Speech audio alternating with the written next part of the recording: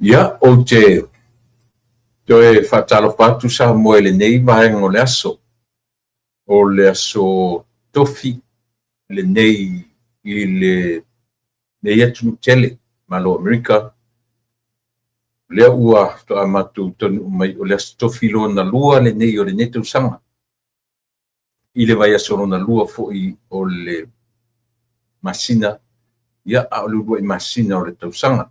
So le tau te ia le feo fofo inga o le whamanuianga o le tausanga fau. Ele i longa lava o na tula i mai le tausanga fau ua matua. Ia pe afu o le lava ele i ia ngā ruenga a le malo i Samoa. Ia manisi atunu. Ia masalo nisi atunu o Amerika lava i ua lema on to ia la tau ngā ruenga a le malo company. Ia a o whapena fuila ia onga. Io toe fo i lava ia le whanaua o ngai lesonga fua na tia nei ina ua maea ia a Sofia.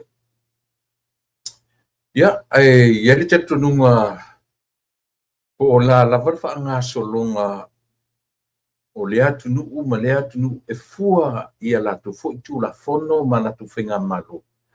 A o le metau o lava o le pule whaasoasoa le atua i loutou soifua ma so matawola. O lea e tau whaisipong sala titi atua la u. Ona o lea e malamalama ia tono le tatu. E eri tatu nunga sa moe o lea o tatu whaita o la so valu le nei. Toe fitu ana yaso. Toe ono aso i lisi vaengala. Tatu pa ia o ngā tonu o le masina mua tau sang. Tatu te wa aifo ia le tele vavere teimi. Ile umi a Januari, e umalo Januari. Tatu wa airola ia lea pei o le te pei a whaanga so longa o aso le vai aso. Pei paua le aso turi ngata i le tangata whainga luenga. O le sonfua. Pei o le sonfua e umalo le sonfua. Na vele pio le alu le pio tele vave le alu waso le vai aso. Te whapena umawhila le tausanga e umalo le masina o Januari. Ma le ua i masina o le ne tausanga. Ia tatu vai fole le tele vambere tengi. E le umi lava umatu Januari, umatu Februari, umatu Mati, umatu Aprila. Tau te ia tatu vai ua o Mayuni. Ua whela o Iuni o le masina whaitau le nā o le tausanga i uma i e tausanga o ngā le malo nei. Tusa o le teimina o na whaunga. E mati a ela, i o amatanta pena a inga matuna me whapena, i le whaunga o le whanau. E o atu ia me, amata o le whaunga isi, whaunga me, Iuni. E o i le vai asolona lua po le vai asolona tolu o Iuni. O uma whaunga. So le tele vave na mane sao o le temi. O lea ua o tatu whaitawina i nei o na po. Pe ele o mawhaia o na tatu e se ma le tūlanga. I le whaitau o le tangata la vaia. E ei lava le tangata pe pe a tatu tō manatu i aso tatu raiti. E alu se temi o tau whauma se tau sanga. Pe e sea.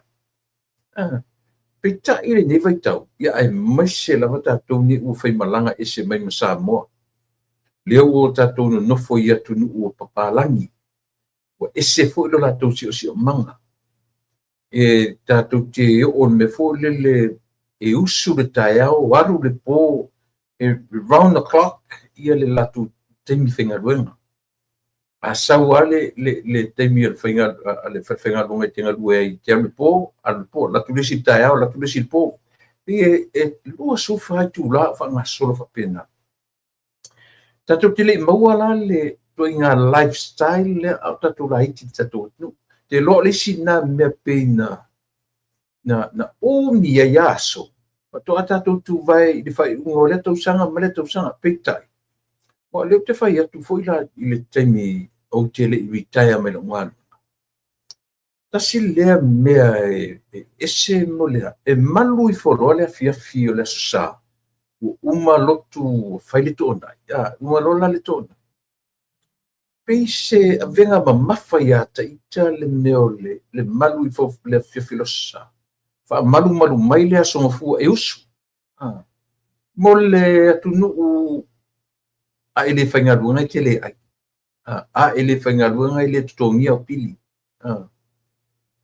ai tasi lenā mea televave ai ia o la'u lenā tilitilo ai o tasi lea me pi o le alu o le fa'alele le alu o le taimi televave tik tik tik tik le dio fa'apeparai time is ticking time and tide wait for nobody e lē fa'atalia le taimi iā i tatou e alu fa'asolo atoa le taimi o lona uiga e fua tatou i le taimi ae lē fua mai le taimi iā i tatou ia pe o le uiga lenā o aso lea te le'i nofo me mala'ugaluega ese lo'u fa'atu ae malu ifo le afiafi o le osa ioe e le lope isia mea o le olaga faigaluega le olaga ioe e lē faigofie ia ae maise la ia o la'ugaluega sometimes I work long hours 12 16 hours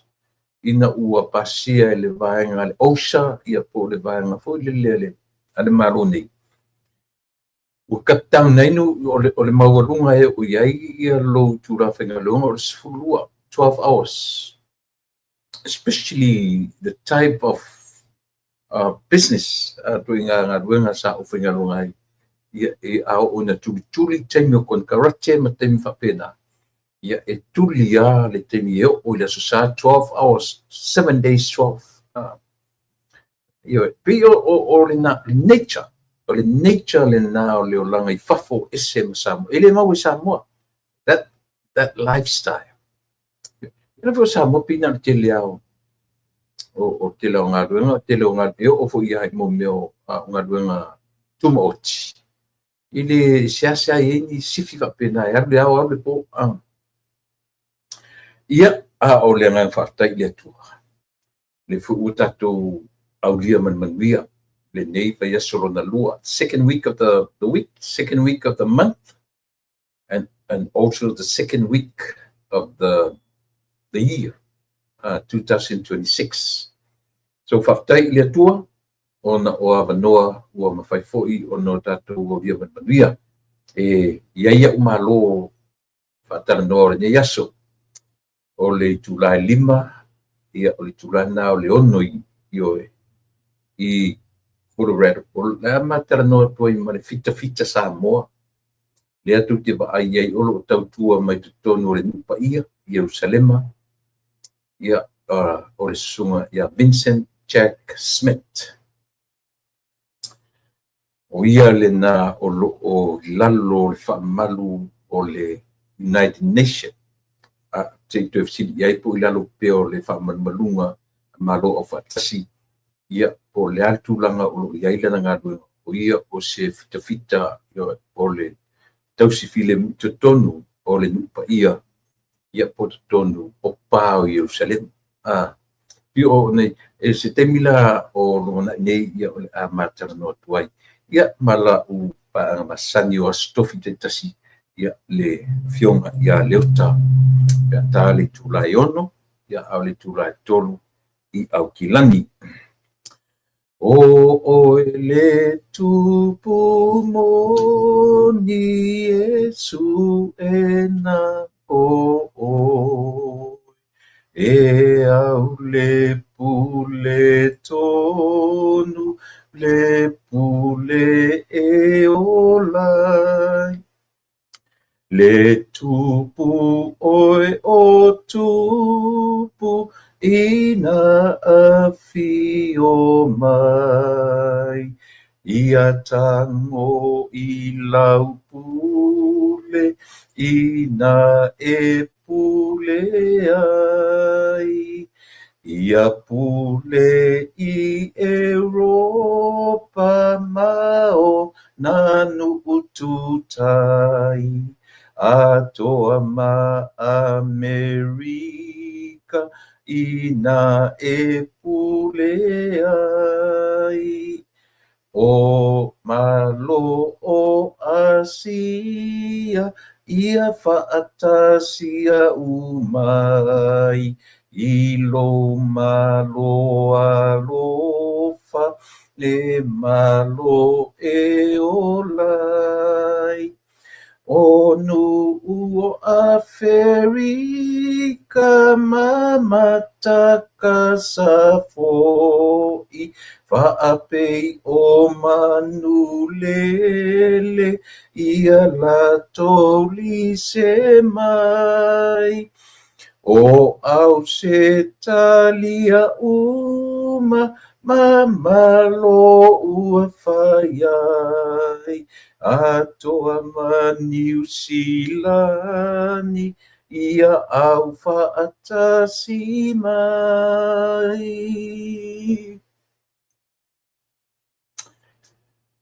O atunu uma o le lalolangi o auna na whai e pule ao la ua fio. A ua māturangona lava le loto whaafitai a o whaangasoro mai atunu o le lalolangi. E au iai I lau pule a wā o lau fio o le pule ao la maia. Whaafitai ia wanoa o mātu maua o le ola. No mātu wala mai le tai ao na le la.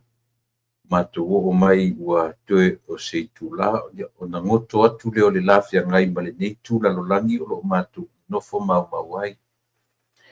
Le aise tala vale o alongoina I o mātu ainga tau mamau malatalata mai.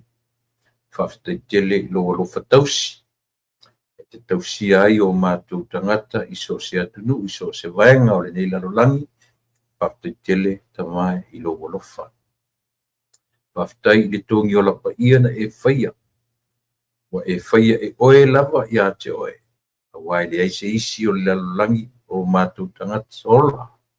E mwhai o na whaia le tongi ola. Mō le ana lalolangi. Whaafitai tele I lea tongi ola paia. Ia. Wala auta mai o le a amatari e foi fe au mangaru ngā masani o le ne yaso. Awane I whai ma mea mātou te whai ma mea ne e ai se tasi.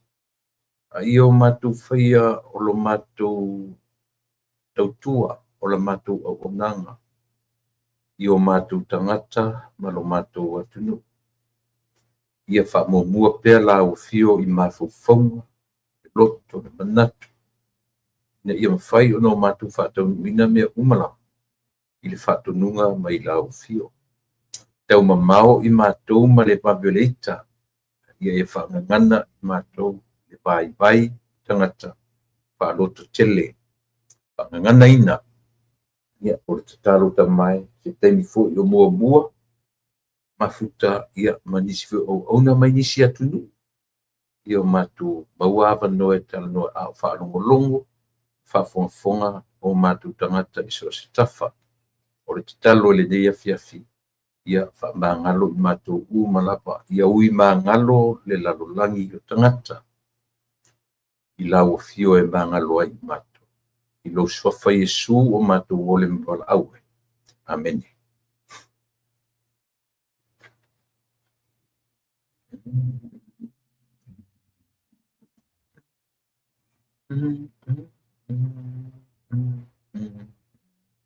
Ma, ia.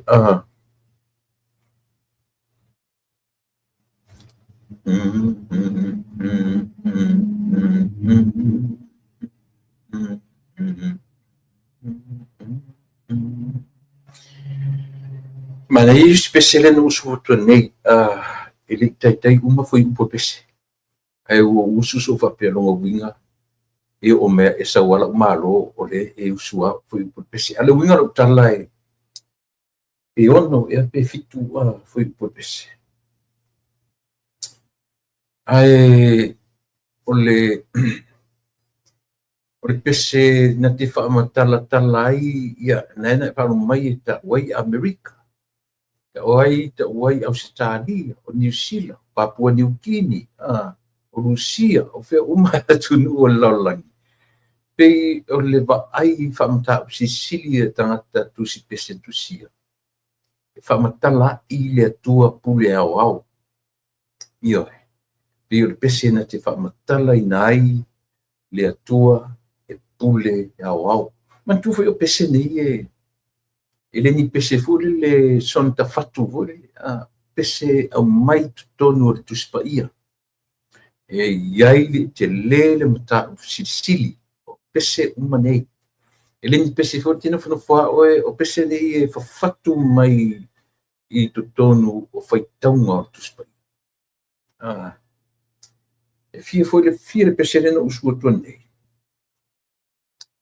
ia te pila le pese le se lau whaono whai o te le mulu mulu i ate oe e le ai se tofi whaatasi ma o ua e mau tofi i le malo nei o ua e whea ngai mai Yesu ia pese lana le te wheatua o le whape mai whai o te le mulu mulu i ate oe e le ai fo i la so tofi whaatasi ma upo Yesu le winga na tala o nganga mawinga o pese ele fa peso na fatu fo le mes e fatu mai tonu o tustusinga a tustala o tuspaia o na po le na mata no o te fa marulu atu o pa anga le tatu le u so tai mai i le tusile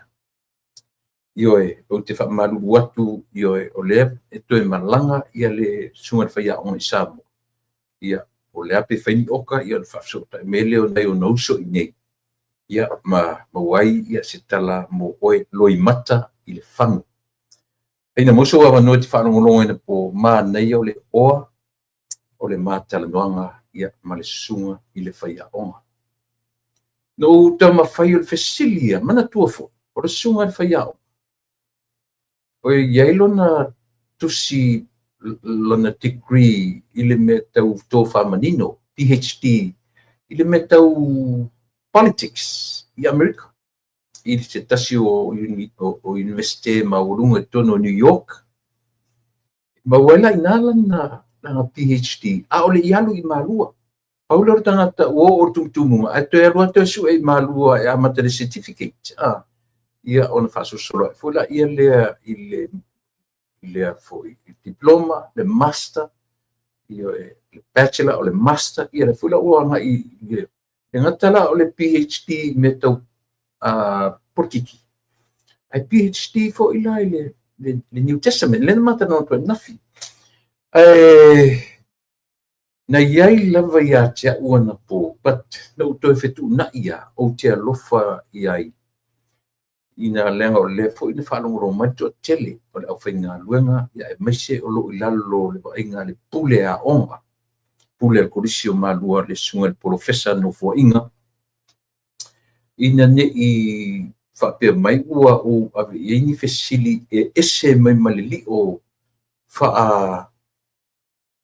whaifi au ioe ilato ioe a sau fesili iai leanga o le whalongolongo fo ila e tala no le sunga le whaia onga mea le porkiki a Amerika na fo io lana onga whapitoa na i nei le nei le a onga fo ina mawelanga PhD pe ina whainga luanga la mea kau porkiki poto sala lau o le tō whamanino o mea kau porkiki so a tala noa mai fo ila i le politics a Amerika ioe ele tusala mai si tangata e tala noa mai fafo atu malili o Amerika. Ai pena fai atu sa ufia fesili lava iai ai o te manu. Ioe na leila manu ta fiofi. Ia atonu se iai se tei. Ia pe pe toe faula tia mai. Ia na o fesiliero la ia le. Sa fesili e tau tau fesili. I se fesili po le a fesota inga. O le va ai fa fianga inga fo. Ma le mea o lo tupu mai i to tonu o e foi. le mele tupu nei Amerika ma Venezuela. Ai se mana ia e pe o leo ele fa pena ngalo ia cha no o mana tua ele fa chenga ia cha ale no ule fasili ai tonula o se temi foi ia o le so fa ia e tasilea tangata natele mafai o nei fa matala mai e tasilea tangata pe o seu Samoa le o i tonu le li o fa na tonga te tele o lalangi ile meu le PhD tonu o le fenging fo io te loa ele ta chile but he's one of them ia le misuma le faia onga fatilua ia ona o le tangata o se tangata fu le fia tala noa fu le famatala mai nei ia le fu la ana o le mau ane le mele ile fu la no fa ilo langa o la ulea mta fai o le fai loa o anga va ia ma mea ua nga ia isu enga atama fa na o le tato atunu to fatilua doctor PhD fatilua o le si tangata maua lona fai longa PhD o afu e mo e tofu e atanga tai PhD classified foi to inga PhD e fo lona faturanga ina io so o le fai longa to fa manino o fenga fo o le sunga ia tata fatilua le o tonu o le li o le ainga ale lalang i tonu o le tustusinga ale meste maulunga i Oxford tu taua tau pelo tu silafia ia fo ise kalesia ma se au lotu o le alatu wala awina le faifia yo pe uma ia le pe o ina fa mutalo na tautua fa le faia onga i tu tonu o le o toinga faia onga nei toinga tangata nei e au ngā i faifia au i nei Amerika na onga fa porkiki Amerika la baia yo ia ua tangata ua mai au na pepa no fo mau i Amerika ua pe tasi na fafita au i nei tangata faifia au fo ia mea tatu i malo tuto tasi e mai ni Amerika ua e fai fo i da leo mai ia au le tau mawhainga o pepa tasi le tu ngā faifia au e au ngā tele i nei Amerika ua mai au le tangata seni o le malo Amerika ma o i nei na ui atuai i malua ia au ia ila se kalesia o loo ia fafsotai io o le tfaro tuna ua fafsotai ia le kalesia mai le lo i senieko io ia o te fia tausia ia sau nei ia maua se ma vanoa e mawhai ai o nau matala noa weekly le ngata tala noa whamtau sisili ia atonu fo i e tatalai la vanoa e vaai ai whaatuspa ia to e vaai ai wha ele maua tele tu inga mea ele maua tele tu inga mea o le vaai e tangata i le tuspa ia ma le vaai i le soifuanga ia sofai so ia mesena tu inga me pio le tula i mai Amerika ma Venezuela ia sorry. Le la o le lo ma notes.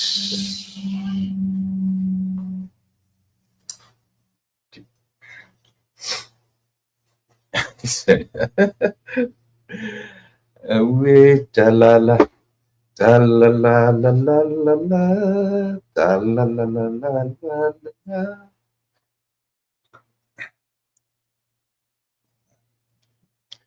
Yeah. Mera leo le fai o noti enta tia e sela ia.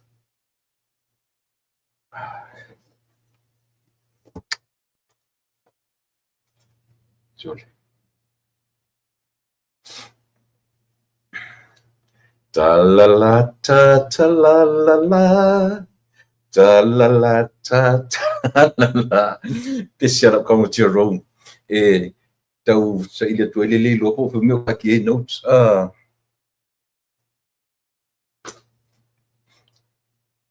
i ole na ole taua le na ole tu so ngai summaries nga ole ma tarnoanga ana nafi yo ai foi lá nei malo taua fo ile ba ai le la matala no atu o le tangata o le whainga luenga le nupa ia to tonu pa o Jerusalema ia le sunga to a tele tasila tangata tele and the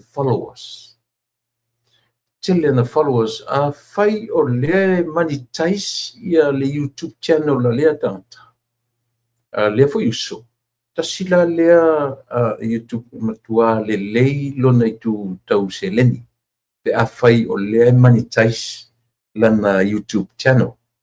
Isia, tele followers, tele the viewers. Ai mese lava e nate umia le to tele o ilato e fia le olanga i le li. O tangata Kirisiano, lato te tuli loa, ma lato mo e miti e fia o ile ailea. Io e fia o te tonu o fanua o Israel ia tai ia le tonu lava ua o mai ia ia faafetai le atua maua lenei avanoa lelei ia ua ole mavanoa lona lua lea fia maia lau fioga o le lupe faalele a le gata o nuu mafioaga o le kalesia o loo faalele atu i le nuu paia ia ele toe tau faailoina lau tautua ma lau auaunaga asi e telei tuatu le avanoa seine te ua introduce atu au tele lopo ua e suafa i totonu o aiga faamolemole seʻi faailoa mai sivaga ia faatalofa atu tulaipa malo le se fuamanuia malo foi tau atai manuia tausaga fou i lausuga Malole le onsai ia ve foi nei tulai pa mania spoile tausaga fou i paaga foi o le tatou Polokalame ia le ngata elea i o tatou tunu pelo Samoa ia lo fapenao na taputapuai mai ia lo no futatalo mai fou ia talofa se walofa manuia tele le tausaga fou ia so manuia ia ona lewa e tamua lau fionga foi lo tulai mai foi ia o ua mo fa soafa le matu ainga sa pali ia ngan mana oi sorry yo ia esa ia faunga ia lo ngomata ia ona o lewa fa fasili ia le peona motor power lo peola leu yo ua pa batai le pito leo sio matu tina ina sa pali ia le lai wo ia lo ngalu mana yo ia malole tawata i lau fionga o leva foi aso o leva to ato bole sta vanoa ele li faafetai tele lau fionga le fitafita ia o te manatu o le te feagai ma mea faiga malologa ia o malaga mai e feailoaʻi ma nai fanau i alo ma fanau ia me se foʻi le aiga ia o lea lae ua e totonu o le malo nei o Amerika i le ai o Colorado ia o te fififo e sua statai ele lei ale vai to le tunu le te talanoa mai luma Mount Olive luma ai ese te mana pe atu e foʻi le malaga ia o lona peka ke aiga so le sapali ia le lafta o loa ia fia maia lau fionga lau susunga ngan manmana te tele le ai le fentua i lalo le vaenga le langa taua tele fasamoa taua tele tatua nu ia o le ua e faatalofa maia i le tatu tu lava noe langa e tuli loa o le au Kirisiano tuli loa e pi o se taimi ai o te muri fo i le tele o au live fai mai ai ona o le se senga o le taimi o te watu uma le live o le te mata le replay ai o la wa ai atu i followers oka ia fa isa so no fa filo nang o le fa no mai le to tele la tu man falo ia fa tai tele mo lo o no Ia. Pele nei tula e momoli atu i fo ia mo ngā lofa mo whatalo batu fo i paanga masani o Pokalame. Ia le ngata fo i leo se o ai ngar whaso manuia. Peo Pokalame na o tele na lau i loa i fo ia se o nei fo i tangata whatau wa ai le to tele fo i la tō lo mun mun tai. La tō fo ia lo whapenaona fia fo ia mafuta mai. Ia tula e pele o se si atu langa ta longa lava ia wal tele la bot Pokalame ai o le motivation fo i le tu whaleanganga. Le ngata i ngā mo me o le whasoa fo i le tu o te loa e mau e fo i mawhaufonga le leiki. Ia me se fo le niva i temi o whenga i tele o whawhita auli a lo i tau le o langa. Ia tai tonu poe aua wa ngā fo i le aveina ule le li o Israel po Jerusalem. Wo whaile ma, it's like a platform fo i le wa moni ta i to tele. Ia le ngata po i le tūlanga. Ia ua, ia i fo i ana iso o whawhengainga. Ia la tau fo alo moni ta i wa whao ngā fo lo nei tangata fo i le i fesili a me se lawa ai le ngata i tonu le ai pa ia. Ia tonu fo tu spa ia. Ia be fo i le tūlanga fo le o te fia i fo ia wa. Ia o fo ia mo i ana e fai tau tu spa ia yaso i api ina ona fai tau a fo i lele. Ia api ta iane ona le o la fo se musunga le pa ian i lo nei tangata. Le sa lai ona amata na ona amata lian Pokalame o wha so manuia. Ia pe lau ina alabana wale toe iai lava se tita au fi fo le lo side eli o sue. Ia me se ano whanga fo le tuale wha kiwisi ano i vāenga i tutonu ai o Israel. Io, skala atu le tutai mal whafsid. Pasta tele lava, pasta i taua tele le vāenga lea ngalu. Mana, ia tro ia le lau whangai na pero suafa. A tonu fia o ngata Pokalame. O tō uma i e whaalongonongo mai. Whao ngā langa ua abe i aile mamalu matpa ia o ainga le sunga ngan mana. Ngalu o te taua ia le se e toi whamanino mai sa mua i le whaalongonongo le tunu.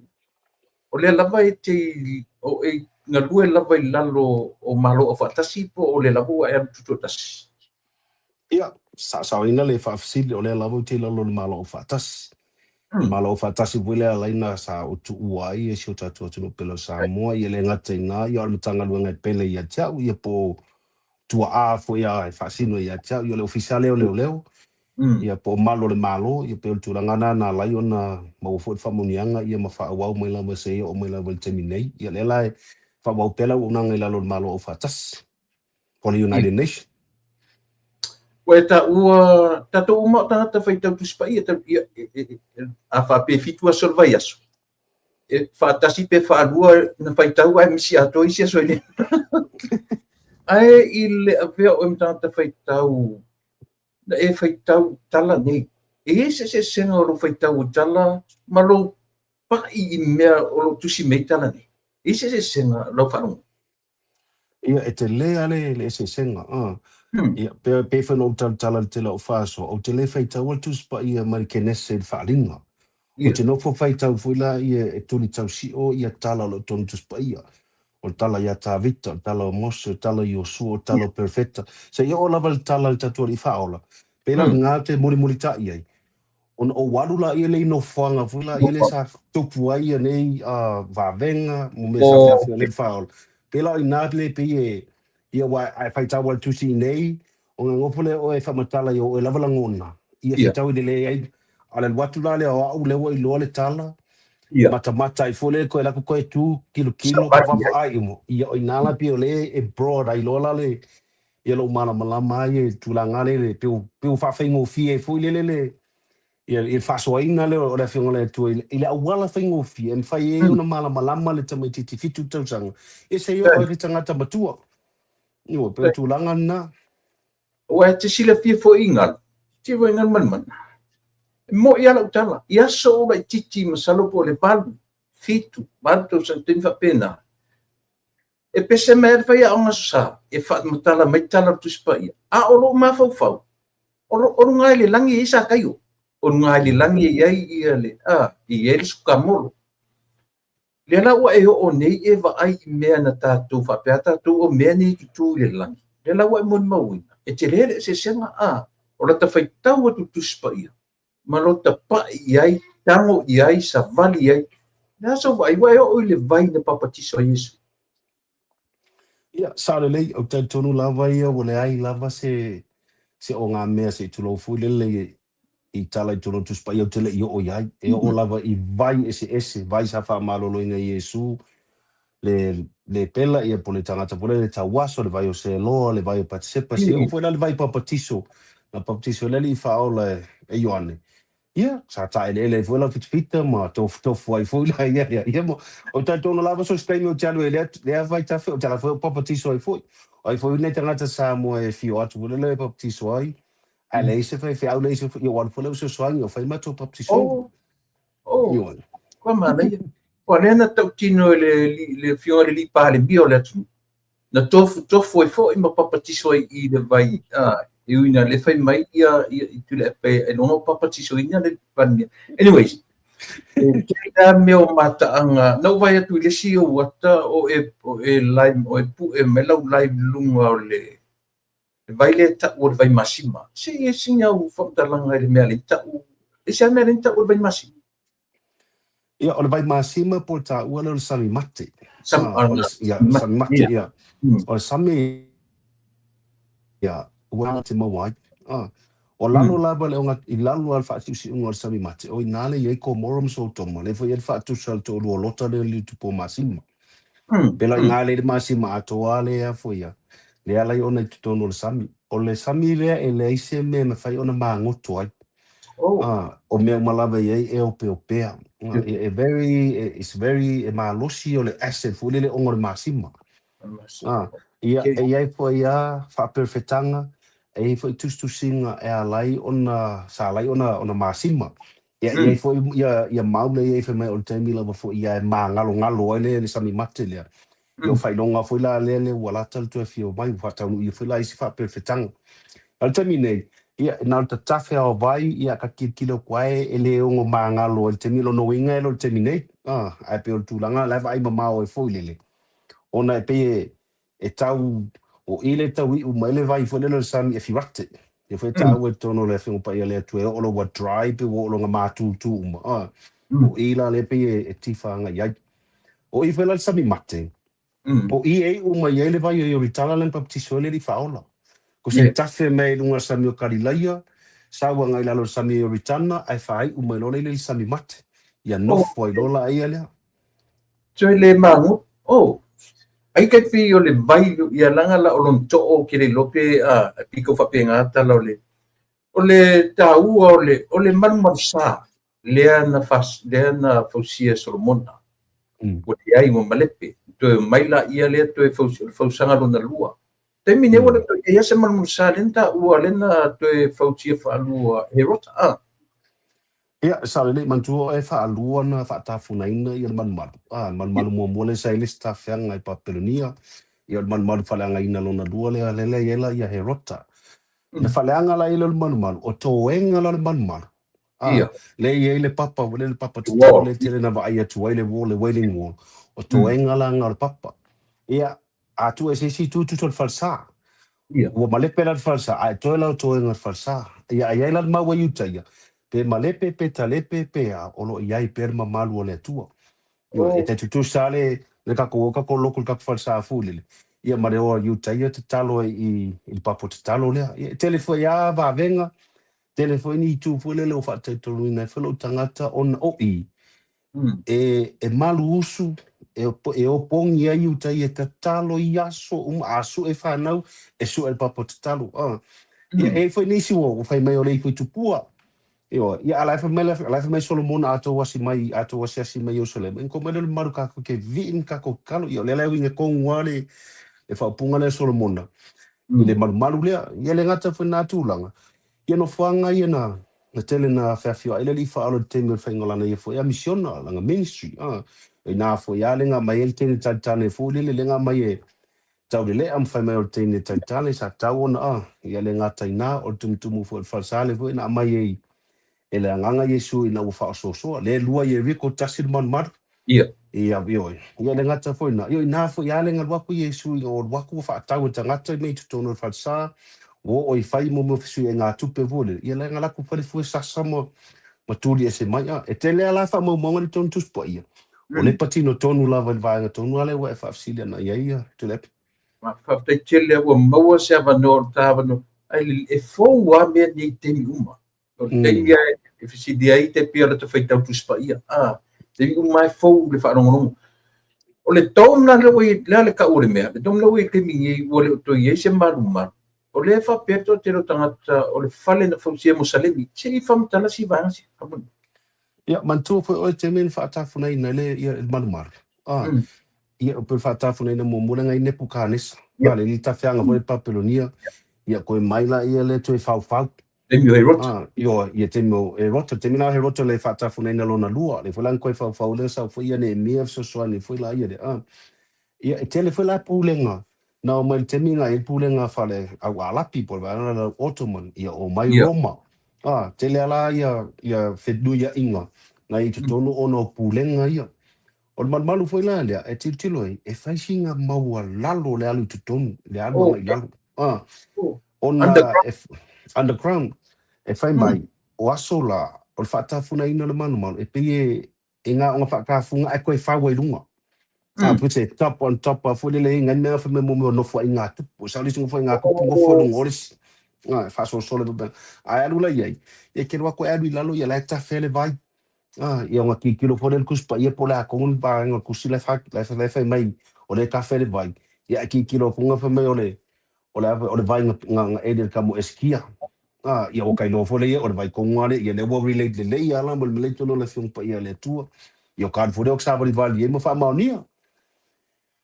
Mana, lau fionga le fitfita, ia, po la sunga nga mana. O lo ave tala ma ua mau ese tatu atunu. E to tele tangata o la tu le te tonuina Israel. Ai pi o le upu le na whaonga, le whaiaonga na mo le social location. O le tāua i o le term le na whaonga le whaiaonga na matanoan po. O oela, le te roto iai o. Wa eva ai iai e te savali iai nearly every day. O lo langa. Le wa e no foi o lo ainga o lo nu to si ia tu lalo malama nei lo matou ni feita tu spaia nga le ngata e feitau e sa ana wa sa fa i tu ton social location te malama si manga atoa o le feitau ni si o sa mo te e tu feita ia Israel o le o tu tono pa Jerusalem le wa mana i lo fa taranga si mele o le tu ainga Arapi. Rantu inga Arapi Palestina. Pe o le tau whao, o a tonu to inga tangata, o le to tonu o le aile Jerusalem, le la tau te dominatinga tonu le aile, ile teimine. Ia, whaftaia mo le whafsili. So tali mo mua tu lava tu langa foi le fese sa eu tatou fo ngale ia me se lava tatou ia Israel. O totele atu le po la to e tu silima fa masino mo fa foi tala foi la ia le ele fi face. Ele ma se si wo ko Israel. Yo, ele ma se si avo le wo tu Israel pe fo le winga fo na ia po kala me lo tam fo le invite me se tatou tata sta mo. Yo ma yes. Ole no ulia. Ana whaapea e ta o le promise land, nga promisi se tupu, o se perfecta, o se minister, po se polimia. O nga kau iailes me ke ngai langang promisi sa o le tua, it's a promise land. No ngingo meo me tau le tua, o le whea ngai ngā le tua. So I look at that way. Po ai ala tangata vole le o lana ia foi susu enga, se skola, wal telo tan for me, e se le Israel, un neima le Israel, yaso la, o la oe na ia faitaria.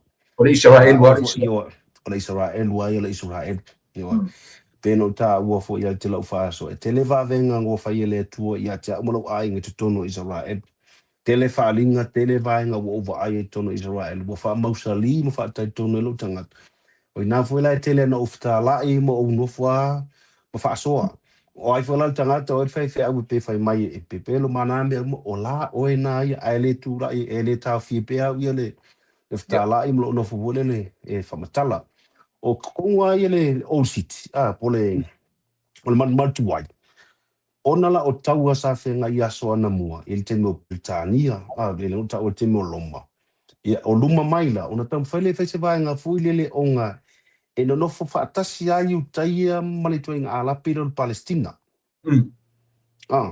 Ia o kama ia, e ku ai kua tala whaasolpito, ngō mai whaakasi me ke minga, ia mankua fo kala vo lele a ka vikam ko riaka ia Filistia. E pe kau mai a ka me ia sola, ia, o sa ngare Filistia, rau sa wale au sa wawa o Palestina, ta ka kako kilo a fo lele i pai ke minga ia ua vai whala manu. Ua vai whala to tonu o city lea. O le kuata i utaia, o le kuata mo Trisiano. Ia mar kuata lai ave le vai ngafuna au Armenia. Armenia o le atunu e au tafolusia. Armenia, ia. O le nation mua le nga mua whaakirisiano. Mua taria whaakirisiano. Armenia. Ngāle e le sila to kuata le iai. A watu la tangata sias. O kuala kirisiano i o le tatu pito whaakirisiano. Le iele tu ngā mau o le li whaola. Le iele koluse. Vai nguma, le iele ala koluse. Vai ngā umana me whamsino i Pilato mtulangu whapena. Tamalanga ai le tatu kuata. Ar kuaka whelale i utaia. Ia le manmalo Solomona. Ia whelale i utaia ia o iai. Ia Mosaleme tane ngō atu o i lunga i ngā pito lunga manuman.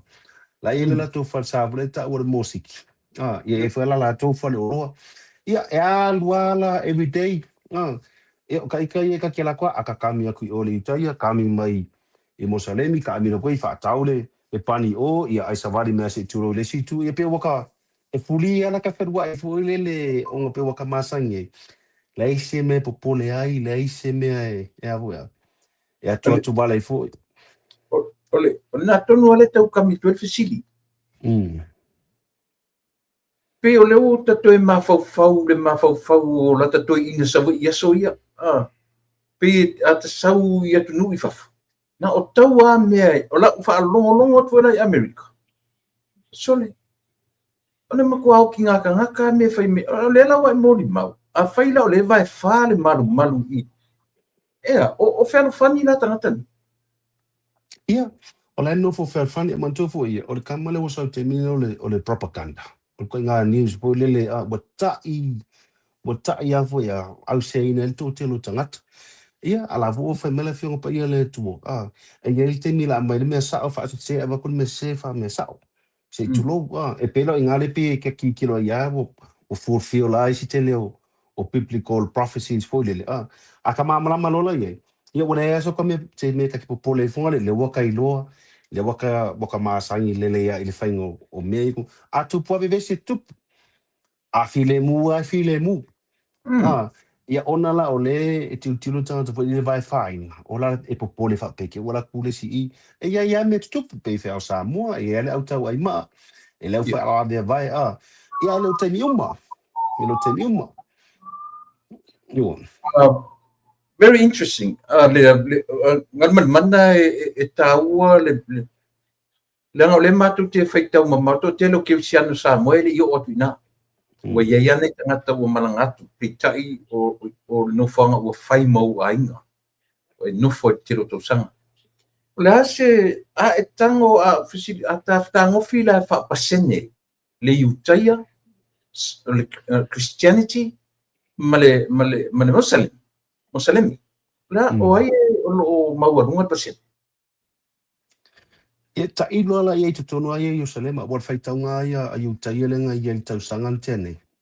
Wa se fulu miliona le tawa fa ia to iutaia i tono ai Israel ato. Ia mantu fala o le tele fela vaenga o Israel. E ia vaenga o tangata Israel no foi nga Palestina le ta o le West Bank. E fa city a fulele e patino mo tangata Palestina. Ia se vai a fa ma fa o fulele te tono pole fitus fu pasene iutaia luas fu lima ia e fuia. Ia Mosalemi pe todos fu foi. Ia maka kurola pe nga se lima le aton fu la talata se fu pasene ia le Cristiano e la titia ta top. Cristiano. I to tonu o le nupa ia. Le ata te tano ai. E la titia Cristiano. Ia. La titia Cristiano, wa taulo Cristiano, ia la to ia te tonu le di faolo Yesu Cristo. Mantu foi o le iutaia mala fu man Mosalemi le e se wela tuta po inga le te tonu ia Yesu Cristo.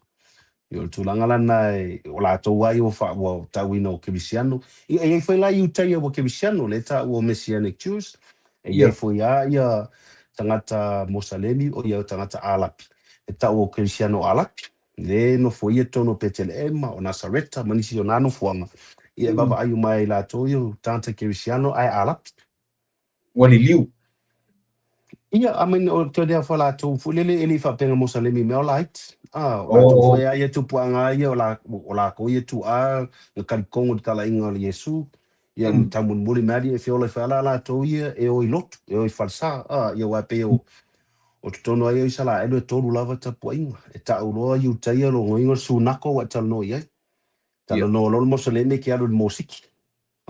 Ja, ta uroa ka ko furo le church. Alulo el falsa e ke no fiel al falsa e tu al coruse ke no fiel su nako e tu wale le fetu ta victa pe tu al fontu tunga mori vole le valu menolo ia mal musiki lo la pe fa afa masina vo ngale lona i lo tum pe lo ngai ke lo le senga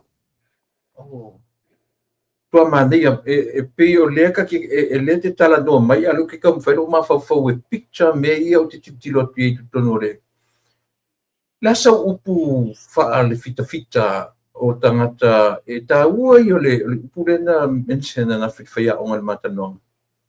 O le ua e baba aire si o manga. Ua e ola ai. Ua e savali ai. Ua e papa i ai. I o e o lo nu, o lo ainga. Lasa utala i tatu at nu le pe u falala e sele la tuwa ai la tu te lango ina ia mole va i fole le whapia tangata Palestina o tangata ola fu ina whaia ele atu. O le ta e wawa e tu le lalolangi. Le taua lena umatu nei. Ina initiate Palestina attack Israel temi o sapati. Tau sao e fasiri le whaia tu. Ia, e apo iam. E ongo tau whea i e fasiri le tūlanga fule le am. E peo le tūlanga e whanono e fule ia wai e lai no fumai o. O le tau le tau Israel. O le tau mona fili. O le tau mo tangata ese lo tangata Israel po tangata Utaia. O Samoa. O la vevesi Samoa koe kawaka ko ia. O la justu sili mata to ia so is way far different. Lo no winga. A wale ango mai fuaka ko i. Fix mo mota to ia si manga e ka ko fasila au. Ian ko papenga me. Lang ori Kenya e kusielo lima i.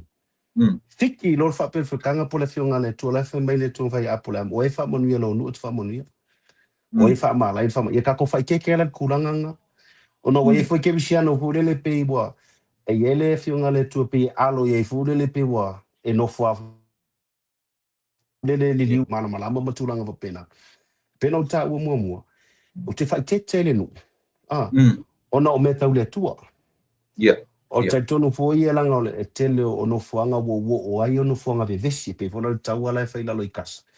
Ia o ina mo ke operator. Ia wo ole o nga foi le tu e o le bon kakao ka ruai pe a fa puse fa whaingo fie. Ia o te tono foi pupu inga le tu e a mes fodenga pa ia tia. Le ala ianga nga fa sao ina mai le olo. Ia wo ba ia foi tu ta uro taua. Ia tele i o mea fia ngai when it's a war there's a lot of things that ka kiloi. Tangata feoti o tamai o matutua o mea uma whapena ia ele se mea foku ia mantua foi e Utaia ma Palestina ia ngatau mai lava i la aso se io o mai lava ia ala foi sila foi le tua i mea o lo fai lona nu o le pokala mea ia le tua mo lona nu ia aula ia titio e whakirisiano ona o lea matenga lue whatasi ma tangata ele te tonu whakirisiano po Yesu Kiriso e ai foi lá nisi fai mai ana wa talia e Utaia Yesu Kiriso o mause file mu o le lai tu o ko fesiri la ele tangata fe o file mu va nganga te ana Yesu Kiriso o file mu lo aingo file mu lo si o manga file mu le na fenga malo te pe fa wa te Yesu Kiriso ya man tu fo le li faolo fa mai fa la tala mai o fili ia e wha mangalo atu lono winga. E wha mangalo rei sa e ronga whiri wale ilo sei sala e karia lo i Utaia Yesu Kiriso. Longo winga e wha mangalo umaonga whiri ngo le sei sala o la uia fwela te tununga.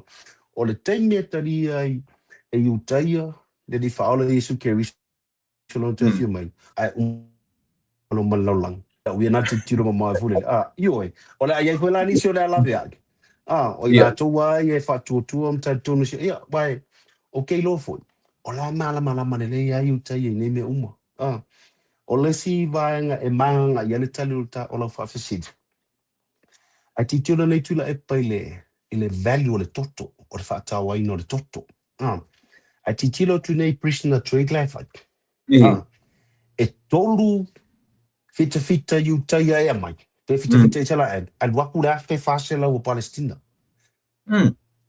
ko so le ratio nga kasi le sala e ko ki kia fasela o Palestina e suia o inala te lo ai se o le value o le tu ainga ia o tangata foi nei tu lai pa au mai i le lalolangi pa mai e travel e mua i la tu check in i lako embassies a fa peo i Thailand peo fea se meo i ngai Asia ngara kua kama i check in lako embassy fe meo mako le i Filipino o mako le kusela i loa me i sela au le mele e i ono tangata e ka fa lalolangi pe fea po la se me tu lai mai pa pe ke wale i loa se i sela elu tutono o Indonesia o Thailand tu lai pa e como ko e va po fea ke nei loa po fe ke ai e o ma yesu eu ka fisili fo le kaika está to mo ia tunu pe ke waka nei loa se menga i Australia po se ai mala ko ka fisili mo mai o anga me na fa ia pe fa ta telefona nga te tilo i fo ile le ta o le toto ri utaja e faisi na mo walunga male manga lona tolu ai o telefona fisili e alaia o ngai tangia e le lalolangi utaia o no fatutua fa mo la bo fa pito le tu ni tangata o le ale me wala yanga ka ku al karfo tu le pa o le falao mua le ngai Joseph e se le lo fa ia utaia a saulo pingo ki o ki lo le falao mua a sau falao longa lua sau lo fa slave ia se la lo mo se mai o le pa ngala ngau ko pito o mo malenga sau ne pukanesa le no mata utia le tele o mo fa sau wa inga le lo po fe ia persona ya tu se tu la wo fa Iraq ia umana fa solo mai vaenga yo la Turkey la Ottoman se o mo fa ya loma le loma ia ngava ia ko le Europa ia palasia loma ko ska mele tu Italia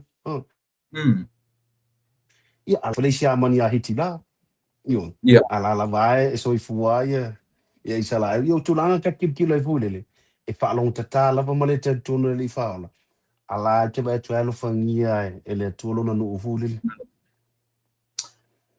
ongo milionga ai le au ai ele au fiai ta mitima ile kala fa so pico tangata na fasioti Hitler ono 6 million te ko ke le o mena ai le itu uti ai le fa ingo tangata e sa me le fai tu i lau fai tau ali sa le po ngale wai yo ki lo fo le tulang ia la e se la lo tu fo le o lo fai i tangata utai ai tu tiro nei tulanga na ile mena fai hitila ia wala tsa iva fali mai le tu le kemu tau lo o fa pe ana le fai hitila ile mele tangata nei fa pe fe ta tu never pe wo pu le tele langi e tangata le tonu tatu li faula o papia o le taimi lava ai o Israelu e le te tonu ia Yesu o le avanoa tonu ala le o tatu ta kirisiano o le maua tatu avanoa le taimi nei e awala le ia Yesu kiriso le ala mo le pumoni a waka ke popole tele ia iutaia langa ia le taimi o le atua ia na fue sa whaaringa fa me wo mo pikila ko au feelinga fa me tai spurua fe mai tu ai ia o le ala ka popole yo au kamale o la wai lo la lo ke lo le ia ia o le si foi lan e le mo fai un tatu atu ka kwa kusa ia iutaia ta o tu Yesu Keriso o la i lo langa foi o Yesu o le iutaia o na so o iutaia o fa kirisiano ma fu mai o fa iutaia le tuanga so la mala le ia la tu o tangata foi nei e ata mamai e su e tusi e le se pano fo le o inata te lo famonianga le tu fo le e tele foi la e archive foi la le uri tu spaia e pe la foi ia la tu fa so fo le tu spaia fo le ona peno o tangata su a pa wala le tusi he e pe fe ta mai fai taua e telefono lo fari o kako gospel por okay le New Testament e pe fe la uri fai taunga wa ke me fai ka ko ke lo kako fai ka e liu a ko ai ama converter ya a pela e o tatu e mana ta ule i fa ola ya yuta ya e le ma fa ka ko kako wo sa ola yuta ya ka ke ka milo i tu o yuta ya ko ke support ka mai tatu te talo ana pung e support ka mai o kamala yo leo sa o la ko yuka ya o lo le ka ule le message about ya Yesu Keriso wai lo ngana e lo fa perfectanga ka o yai mela sa ule Old Testament nga valo i e pe fo mo ka fa pula fu e te ele te tonu tamo ya okay wa ke me kala ngo ai ka mai la to alo mala ko fanga e lo le ya ngan man e are tu langa ile ba ai o e kirsiano e te lango ina e tu manga matu la fono faita fengo fienta dia Yuta o laila lo le tula fona Moses o meltemine fenga tuai o le fenga la fenga i matawa o ngala ia le nifo tau le mata toto la e ia le temine pe le ngota e taria lo Yesu mo sui a koa ala la ngo foala ko le fenga tuai o fo ia o telefea o ka ko ingel ka ko ye ku ele ngata i America Australia New Zealand afa pe sin fa la vetu o kuro ka ko ina iola la mai la ia le fai susu enga ave fam sin o dianga mai polale o mi on ave le tu fa pui o ola e fai mai e mo ko i kere ngas kasi e oko le aya ni sia fam sinonga o nga si sea oko e kamala e pawa nga le vanga e me fai ai o na ngata me e pule tangata ni e ke fa oro le otides ka fu nga ot taui masui e tau masui a fu le fa ko e kauia e maka ngifo e kawanga ale nu ole tu o le ala pi telefone le o testamentale e o le tangata ni yes o le ai tu no le Old Testament ya kamaya e mana ia la whanongonongo me tatu o kirsiano. Nau tātou wala Christianity e ieri me ka o le New Testament. Ia a mantua foi la oe. A le ese Old Testament, e le ese New Testament. A le ese crucifixion, e le ese resurrection. Le mo kako salvation, longo inga. E le mawhaia, e kakawanga, e link up of la ignore me e iutaia ia tātou awa e kako New Testament. Alango kako kirisiano. O tātou whaatum tumunga ke folo Yesu Kiriso mai i kako wha maangalo. Me ngā neke wa iso ke e alu so le kongunge i ngā kako wha apea mai o ola. So ke a paku e. Le se sengan ngā. E le tiola so le a tele mo le taua a whaasanga tamai e whai taua e le a le winga foi le namlau a mina ngan mana. Well, kau mai aso le ale ku iki ai le mere population o tangata. E ku iki ata ku sanga uma. Iwa, wale ai se vai panoa ia wanga o fale i sara e lua fes furu lua. Te mea o iai ia sa u Iraq le te mina e tolu le whātau sanga sa tono Iraq. Ia sa iai whare tau le vau Amerika ma papirani e nawai te. O ke sola mailai o inga wa mawala wa wano i Israel. Au sa wala fetau i makasa e lua fe suto lua su ha kuse ke solo malesi kawa se fe kawa malesi kawa. E pela e fa sa ina la sa no nga aka kikiru kus ko nga kau mai ya. Ia wa o Samsung ya o nga nga o kila le kas. Me nga ile maru fo le nga le sa wa ia ke nge vo le o tilaida. Yo. O mata angala nei tala ia fa matala me tu pa ia o le ase va ai e terminei le o more nice ia le tunu e va vala mai ia le moni ma fa ma ia fa sa ina fa mta o ina fu e te lo le ngalu le ngang pa ia tono le no le tua wa e telo mata o ina tangata le te tonia Yesu ono fuanga fe wa fe fe ia le di faula fa ia fa malo longa ai la ku inga ile afu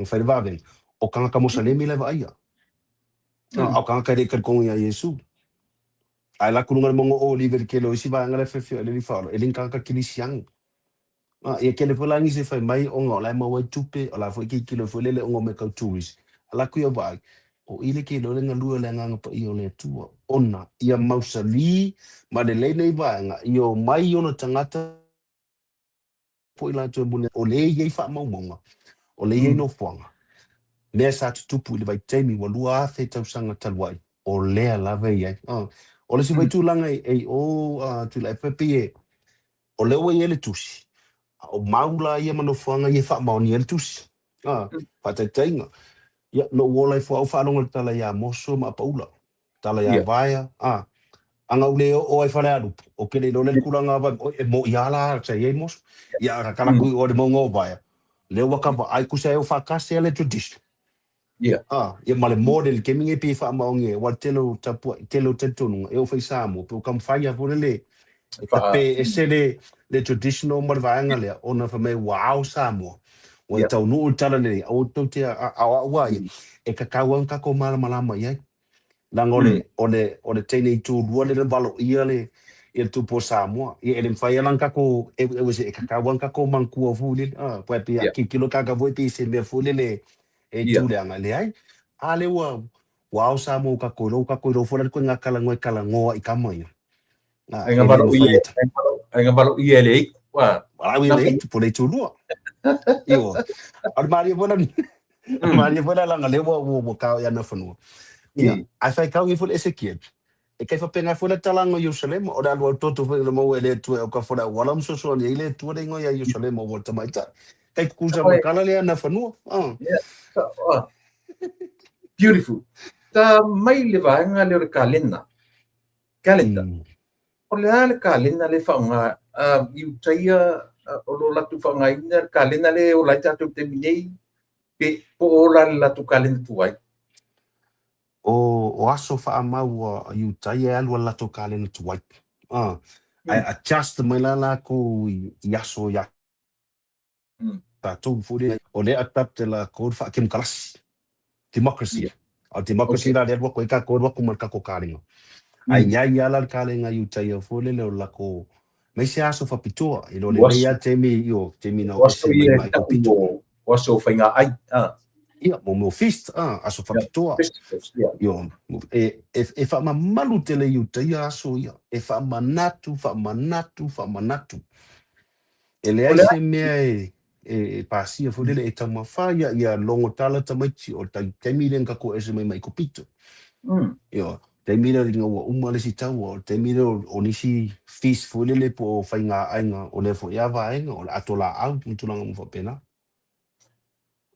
o le ale tu langa o le aso sa ia utu i nai le tu langa o le o tatu le wa yaso vesa o tutonu ai o Israel le tolu sa pati o las farai le ai o sa pati la Mosalemi Asfareile ia wala ia leo Cristiano Fengaluenga o la iu taia e fela ko ngaluenga ai o Mosalemi fa malu lak sapati o lo lastona o le malu lo le iu taia ai o la sa ia ai fa malu al tato ia Cristiano ia e alo e kau sia sapa ke tanga kai e le se kuskusi ngalima e le se me fa pe ko o se alua o ia kau sila o ia sapa ia fa malu ia bi ia ile ia wa kosi role lima ia pela bole ya lu le i ele a pe se fa masingo ia ni tupu ma nei tele ia le mele ua pa i rita fa tano le taua le na umatu nei le no vai tu foi le na e pisi mai ai ma e vesi mai ai le O le amatanga o le taua le whapena whaoso mai le temi o le sapati. O e taumantua le mena. Ia, sa le leia o le aso fituna o ke topa lua whenua tolu.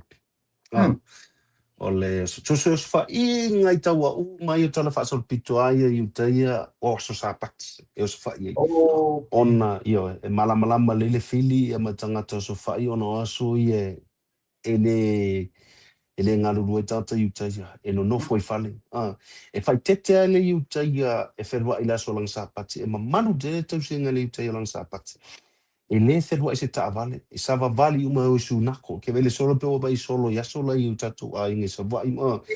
Sau se solo. Le se taavale wherwa. E paua ka vale whia. Io ka vale kirisiango. Ma musalemi. Musalemi. O le au sol utaia.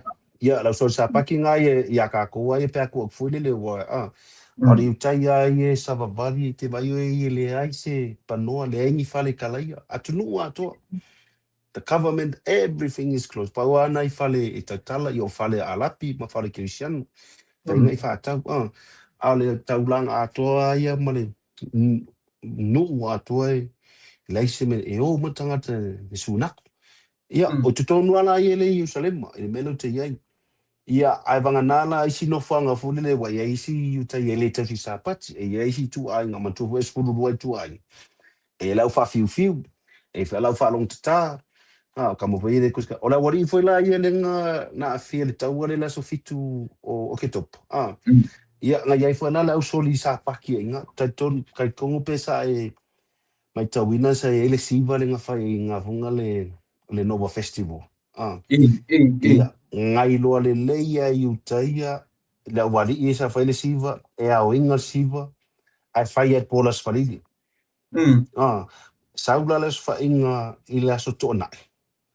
Wow, inga siva le, ia ngalau ona nā malau kifa. Bore se malo se ange, le se mea ngar. E ke amusa o le ngutu al whana lai umai. Le loa makua le ke, o nā, o le lopo la tunga. Ia al tupulanga. Io, ale, al tupulanga lava le tene ma ngai ma wale tau se lau lima sule la tong marilia wa ino fuanga le sa whai siva lea. E le I whaingo wapi o le tau tele muni ne ia lea. Le voi la lau sila langa, le lau whai tio ai isi tangata samu. Ma whai mai ai pele va ai la leo atu samu e lango isa lae. Ai le va ai, ele nau samu fo I langi. Ai le va ai la I tangata o whawhine whasioti isa lae. Ai le va ai langa o le mele na atu reo sa whainga le o la tona initiatinga le tau lea. E o whawhine o tene na rape e Palestina. So le la va ai tu tasi a tangata tu turi le pasanga mai o isa lae ma whaatau nuurola le tau I masuida. Nā sau whamtaranga wā le sa e whainga ruenga I tutonu. Ia, o tali vele nkaka mua, le lei ala wa fio mai. Tala mea au. Te wala watu mo whala te fio mai. Ian kaone se e vava ai mai ke kio langa kele o atalos wha inga Pelitania a Palestina tutonu o Israel. E kaune isi ata tele sa. E tele atu le atalos wha inga o koe tali Israel. Anga I afu ia kasa. Tulanga lea. Ai ti tilo leila I le va ai fa security. Pela wala o fiona. Kusa pe wa o ngale tu por kamale wa kapele ke le isi me fo mai le pe Kusa ko nga a tu se famtalanga fonga bo poloka la vaia. Asi ko tafe mai la isi ala vai fo le ngai lo I vai mo akidia a ko ala. Wa ngala puro kangole o le ala vai la po ole. O puna ile tele o ala vai la tile mai lo. Ia makapero le kapea ko le Hezbollah. Kapea ko manunga o Iran il kele foi o isi lo ke kin ka fanga ma ia ke milangi wo foi Suria. Pe tu langa nga kile fo le. O le ase me tele e maua mai. E mo I labo wafe tau se la mo tupu toto tangata I te o mai mau. A o le ala wa iai ale maenga wa umona ona wha pe koe kau I e fuilele. Inga ia kama whai a isa la elu ia malu pui pui mo saunga le mua ona tangata anu. I lesi 2 fasu tau sanga I lumba. Mana ele o nā male la inga lang o le saurungo o televisi, saurungo TV, ma meo YouTube, le mo le o le destroying o le city. I pomo, watu. La le umi e toe rebuild dai city. O ai fo I whatupea ia le rebuilding o city. O le sipe o le stulanga na e langona le mau whetutonu ai e Ierusalema, titala maua i tonu Ierusalema. Tolu tau sanga whe ngai utai e maltaua lea. Te lei lope i eise aso na pa u i le value o sekeli, wale ngonga tupe utai o sekeli, le shekel. Mantua so se tunu ula ve whengai maltaua ka wanga mei la pe drop la le rate. Al tolu tau sanga le whengai le ai mase pe ngai sene fo nga palase la lo sekeli. O ngai ke ilo ai o langa stable economy. Terminate tono Ierusalema le alu le building o ia le tau fa yalu lungo o fale. Wo o fo ia I totono o awala matulanga fa pena vole le wae o te le o le plan na ye terminate. Ia o no ula la e pena fa sile fo le nga fa tama ia. Tele la vai na sosoange ko malo fa tasi le le ma to e ia tunu fo le e donate. Ia pe tulanga na ai o fa mo le ia Israel termine le temana mi Israel o fa nga malo la Hamas. La tau e governing na inga ia I te tonu ai o kasa ele te mana na whainga malo waka o le Hamas le ngonga la ko whainga malo. Ia. Palestina. Ia Palestina. O confusion whana le wari ia. Ia se baku se whaatei inga tulou lava lo ngutu langa le la wha o ngāta tonu I Samoa. A whapea ia o polu atoa ia o Israel. Ia. Atua le pata atoa la se laku I loko whanga, ka mi loko I lalo mano ea, kasara inga. O ia I whala tai, ma le tūlei pata, sawa ngai mulwhanua, kasi ngai tua le West Bank, Palestina, e se whala ko whainga malo. Okay. Sawa ngai lalo I pe laka mai lalo I whale ula mamali. O le si voi kunga Palestina, e se whala ko whainga malo, au kanga kakasia. Aya nga ia iskama Israel. Ia o le winga la ukala vole. A fa penge fe me e fulile le mere vive se ka po me fili Palestina. O fe fenga malo ia le ke ma e fuli. O kasa po o le West Bank le o po I langa. O kanga kai. O kanga kai kas. Ai falo ala le fikor kanga kai e fe loko ai foi ia le kanga fulile. E au voia. E au fa kasi pea e se wela ko ia. Le ka kala ngom ka fa so meia. Lang o le fe toso ina fo tatu tunu. E o fa ia o tamai. E o tangata lia o ina. Mkua fika ya Israel. Ile mele al ta ua I lo mafau le upo fa ya on le mo le social location. O le ke afia ai. O le e te toloto ai e te nofo ai. E te va ai ia so uma. So ole in and out yo I no fangalian. Na ua e fetawina. E le nga fuila ma to study mamau atu. Ai le tutusa malo nofo I to.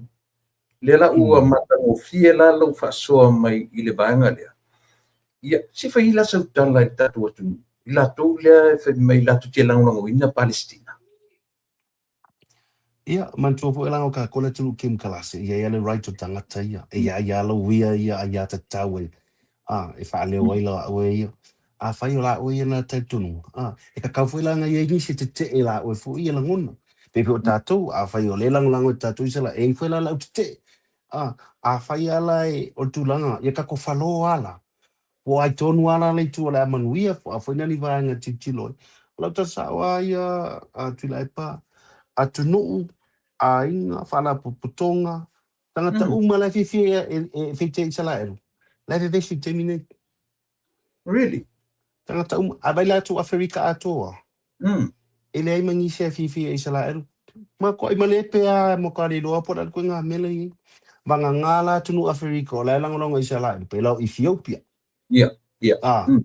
E se me fale tu la okay ya me ya man ko fo Ethiopia pe ngali le si tribe po isala eru ngali sa woto do solmona kenyo se epa Yeah. na ya male vanga tonu la le fokua recognize nge isala elu nulo Somaliland le vesi ai nei ya tasila na tunu ala pio lewa o recognize isala elu pela lo failo singa fia ngai nga fo e te le foi la le tu na wa na wa pasia mo wa ia foi alo singa finga nga isala elu ia masi vai tu la foi la wa feita mai to tele o tunu u alpi ono le tulang ia atele ala melen ma fo Israel fai ona fai i lo singa finga nga ole se pitola au tele le malu tele nei America ma wa le tau ale na ma nile esa ole tala fa pe a mea o Donald Trump lenga va ua le tau ale esa ole na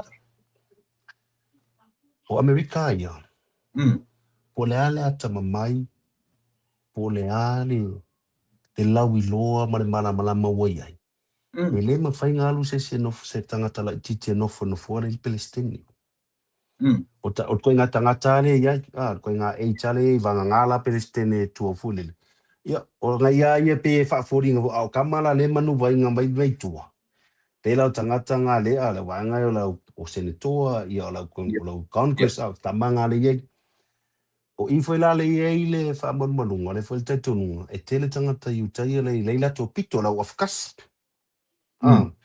a titiro nei foi lai o ia le Middle East e pawara la tunu kem kalasi le ye la Israel lua pawara la tunu e fai la to palota ko fuar kausanga ko fuar fata usanga ma fai la to palota nesi rola nganga e ku mar coffee sui ko le fa vai pula le o ke ngo fungo la ya le ko nga leadership nga communist or le muslim dictatorship dictator kamanga e ku woki ya le van kaula vea ma Venezuela ia ai pakakulo foi esko malo ia ke le fala le si le tu ato kama ia wai o ka ko yo le te dengal mamla mo piko ruma ia no loto ale ia vai ngolo ia le se vai ma foi America le tu lang ona ta tengi telepeta tengi mau no finga fita tasian ta pule te fita no do wangina ile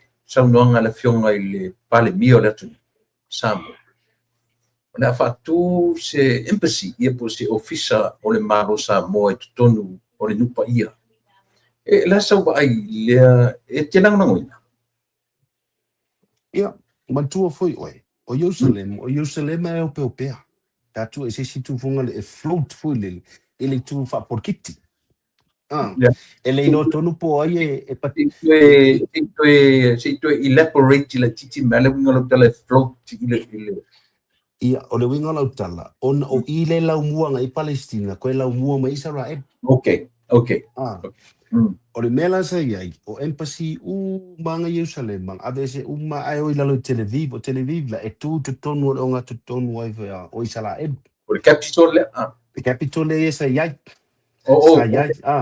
onga la le tu fa porkiki e pe o Israel o Jerusalem mai onga o ile e aia mai Palestina aia mai Israel e fusuala tamai do po ai tongue pakingo nga ia Jerusalem me fulanga le vai fa onga fetena ingala le adwaku ia le Palestine America President Trump le lua fe suto le nga adwaku e pola vita la kuru mai le embassy America le se la television mai lo tu Jerusalem okay Saudi address US Embassy Jerusalem Israel Jerusalem ia lo gusala wo pilang lola Jerusalem ya Israel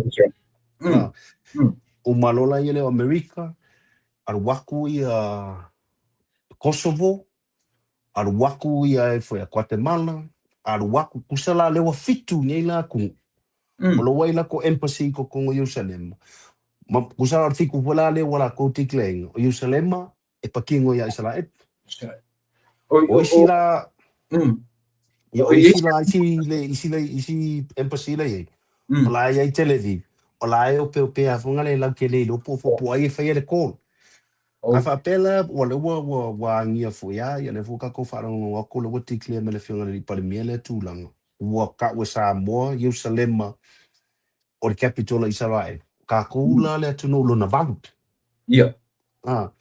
tu no lo na balu o le wa ti clear inga ya Jerusalem e patino ya Israel e fa Singapore piti o le matau ai e manino ata la ia fale tu fa tua a kako alu tuspaia, a kako alu i tala whaoto, a tato alu i le tala inga le li whaalo Yesu Keriso, lana ia fo iaia, sui, sawa i Ngasaleka, whanau i Petele Ema, whiawhia i Yerusalema, luatu i Kapernaumi, sawa ni wali solo i lunga i o le Sami o Galileia, o Yerusalema ia, o Israel. Ia. Tole, tato e pai mera i e fesili, o leo i ele embassy of fiti tonu, e se office of fiti.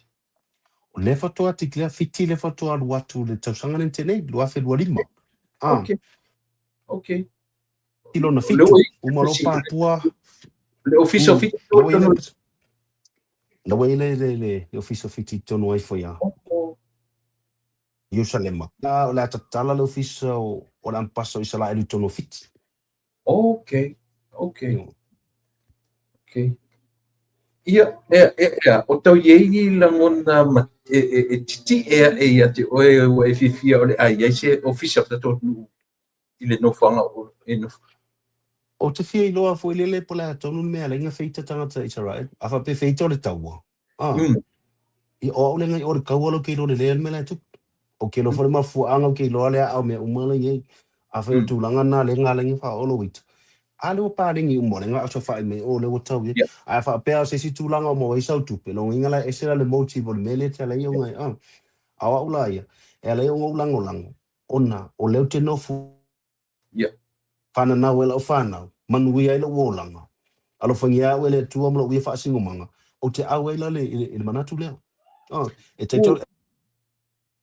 tiro wala na fo ia mai fam talanga tulanga fa pena e comment le tau le kau apa mai o baby killers o tangata na ia tali fo ye a feel mai tala mai au o mai nei tato wo ye tato a o te tongi ma ama mai langa e fai sin sa vide te na sau pe o le anu fo le o te anu matangi langa ko pisi atu wai atu lau fionga i le fitfita ngal man tato uma le muli ia Vincent mun mole o tamaloa e ngal man o le aloli io so recognize pea ia langa o le wa avi ia malu ainga o le sunga ia ngal man o le aloli mo si fier tatu no ia Vincent Smith uso manatu ona o tatai le o titi o mai ia le si i fatala noa Aulo sao le nei ia fifa fetai au tatala noa e tui titi ai le tatu ia sanga fai tio i si atunu a o tatu la vatunu o le atunu fatala le leia le ua e au maia sistema i pasene o tatu kirisiano le to tonu e filo ai tonu o falanga mai atama tele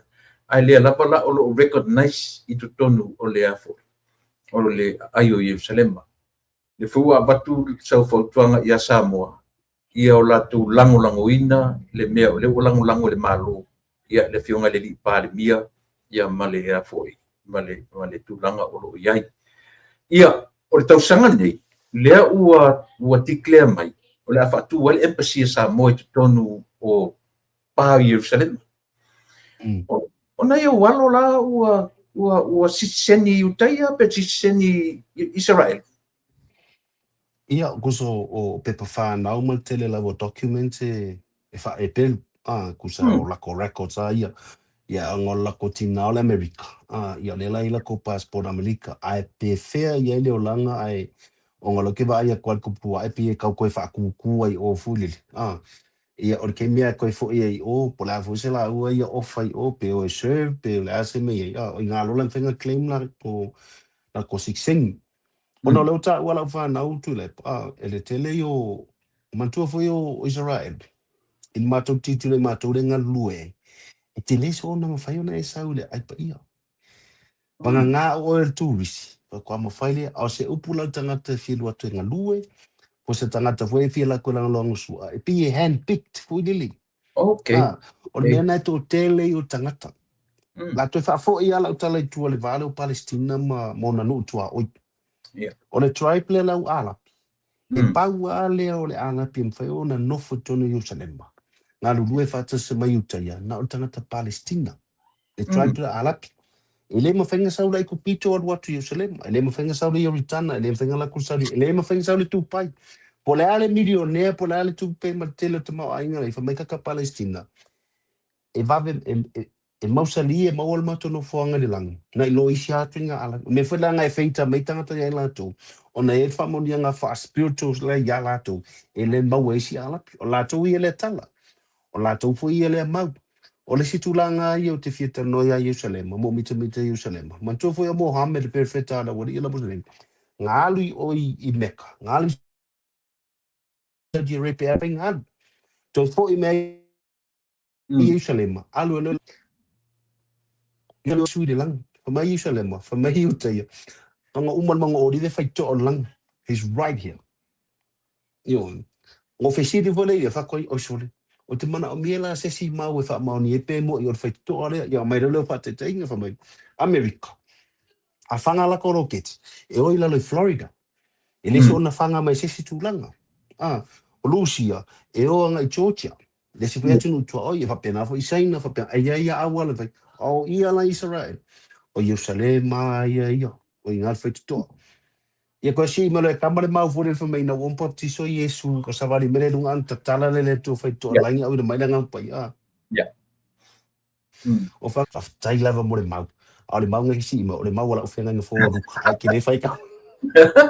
The Trinity, Io Ia pela tulanga na yo te fia fore le wai. E mo ke fa soa ma rapai, mo ke kalkalongo fole. On sila tulanga.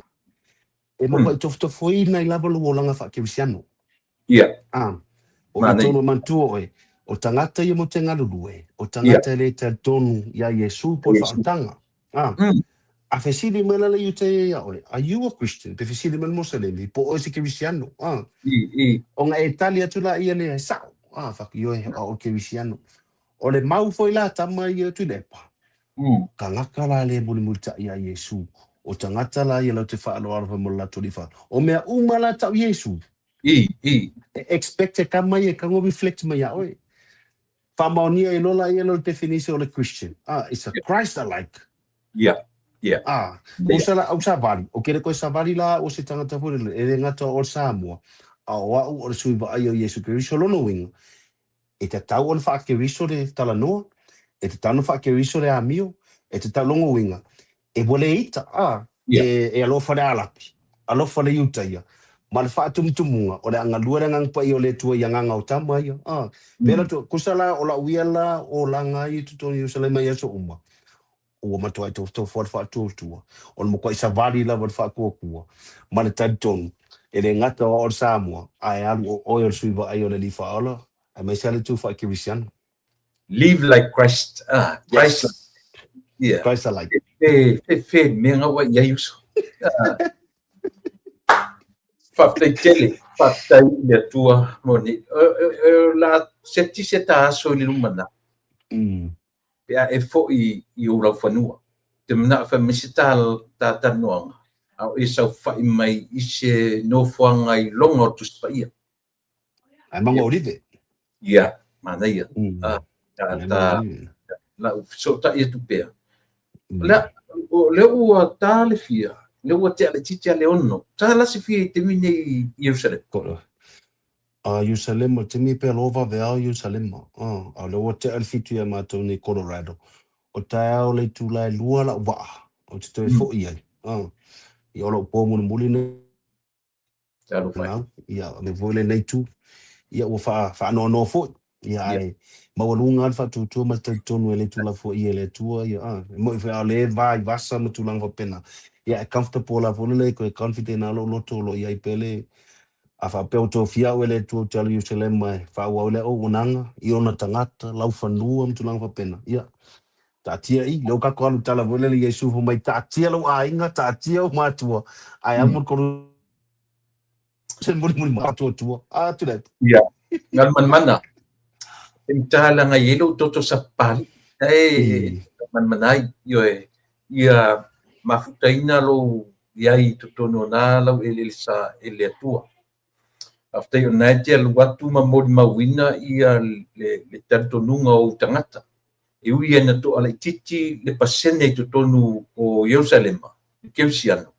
Alina lava o e fai oe masui o tatu malava ile na nu o lo tausinio i ele lalolangi atoa. E ia te tonunga ua ta pa i mai le fai unga o ta por kalame. E patule apa noa e te saunoa mai ia ave sau tala fa malosi tatu watu nu lea e lua fesasi ma fau la tau te le langa ngoina i salai. Ia ma e fa sui fo me fa to family tatu watu nu ma fa lona. Ia, kaftai lava malo o noa. Ia, si o atunu pelo Samoa, o ai lava se tafa o mo mai le nei fa asoa po nei fa tatanonga. O tātou o Samoa, o tātou o le Israelu o le whenga inga fōku. Israelu o le whenga inga tuai o tātou o le Israelu o le whenga inga kou. A tātou tuu ai tuai tātou tala whaasol pito, tala tuu, tala whaangongo, o tātou un whaakirisiano ina, le Pasifika atoa. Na o Samoa la tau te lefasio tia se tulope la te aia se missionary.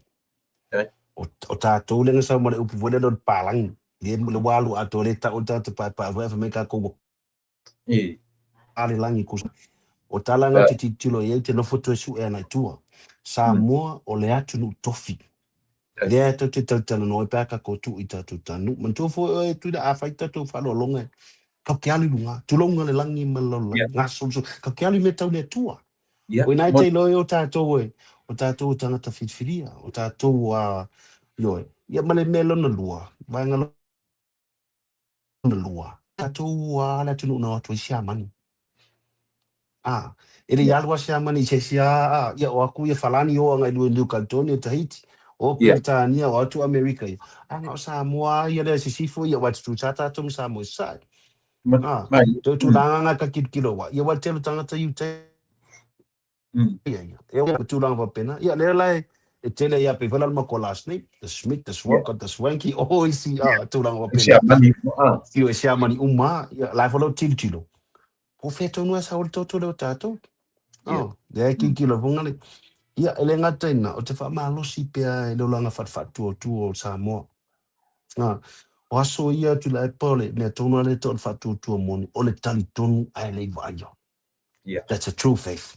Ia sa mai tātou tua ia pangale ono o leo whatanu ne tasio whapewhitanga ia po se tasio e mai e tu mau a whawai a ia swinga ia la mai swinga e tu mau tātou whawai ia kako kausisia e tatau fulang kako upset i swinga o ngā leo ka ki api se whapewhitanga nei mo tātou Samoa o por kiki a ia por kiki pala iwi a tanta pa o kako ia por kiki wha Samoa o le awa whatwhata ma launga ngana. That's how we solve our problem. Have a conversation. Tell no tatu fafi tell. If for four tatu for la me la me tu langa na ye fulele ye tu fang mai. Ia I will have a full titulo mai fa fum tu langa pena. Ola afia e full ta o tatu wa ye peno ta o Samoa o Samoa la tu tofi. Ola si foi tu langa tu lepa me sia ia awa onga ye pe o malua. O piula ia me se foi a esia o fungale e mana ia wale te fata usanga ia ma maonga pe mana ia le insert ai o le trip in the Holy Land in the last year of the study nga umalinga study nga sa nola ia le fu o mai lo malanga ale fata di fit that wolo le o inga fa mai luka o ina fa mai mata ia ngala ko le e preach e ma ko ia nga tasi ko ale o nga foi la e fai ngo pia le no le nganga wa pe ya se un pai o pe o nganga ia tele nta to fa marsi bungan ai fafta tele lava mo lo over no fafta tu sa mo lo tapu inga fafta mo lo talo io le lava wa ata ta le foi le o le manuia io Samoa ia e o tato lima mo tato tangata ia me se le tu so i fu o lo fa vai no tato tu o vai e fonti Apollo was the feast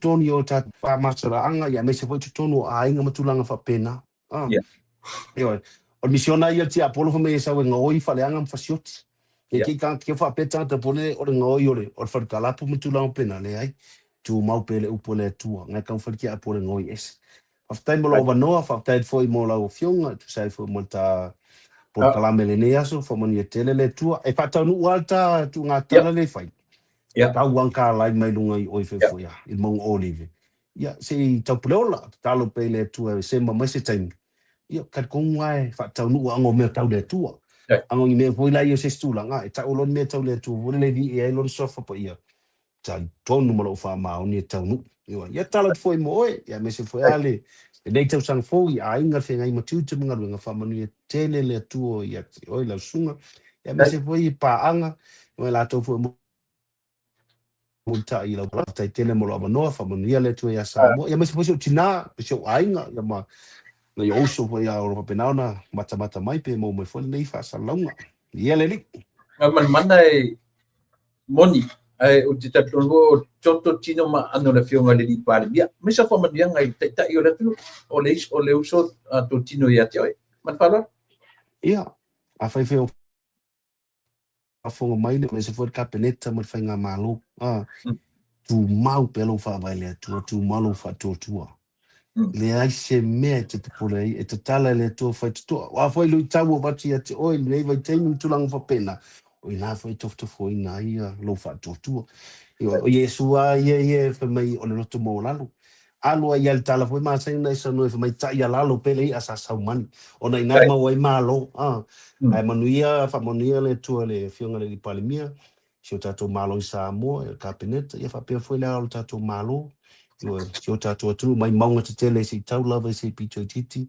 ia lo fangia le tu ia lo launa a lo fa lungo sa mo ia wa lava fa fitau li o uma tu na pena e le tu la fo ia le tu sa mo talo atu talo mai fo ia fa manuia tele ale tu lo fa tele lo fionga fita alo fangia le tu lo to fo ia tu la so tayao dia fa mania to fa mania tu sang fo lo fa tu man fa alo fa tele tu God bless.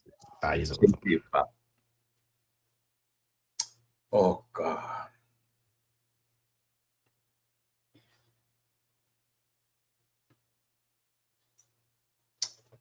O Havanoa. O Havanoa Taua. O Havanoa le au mau. Ioi.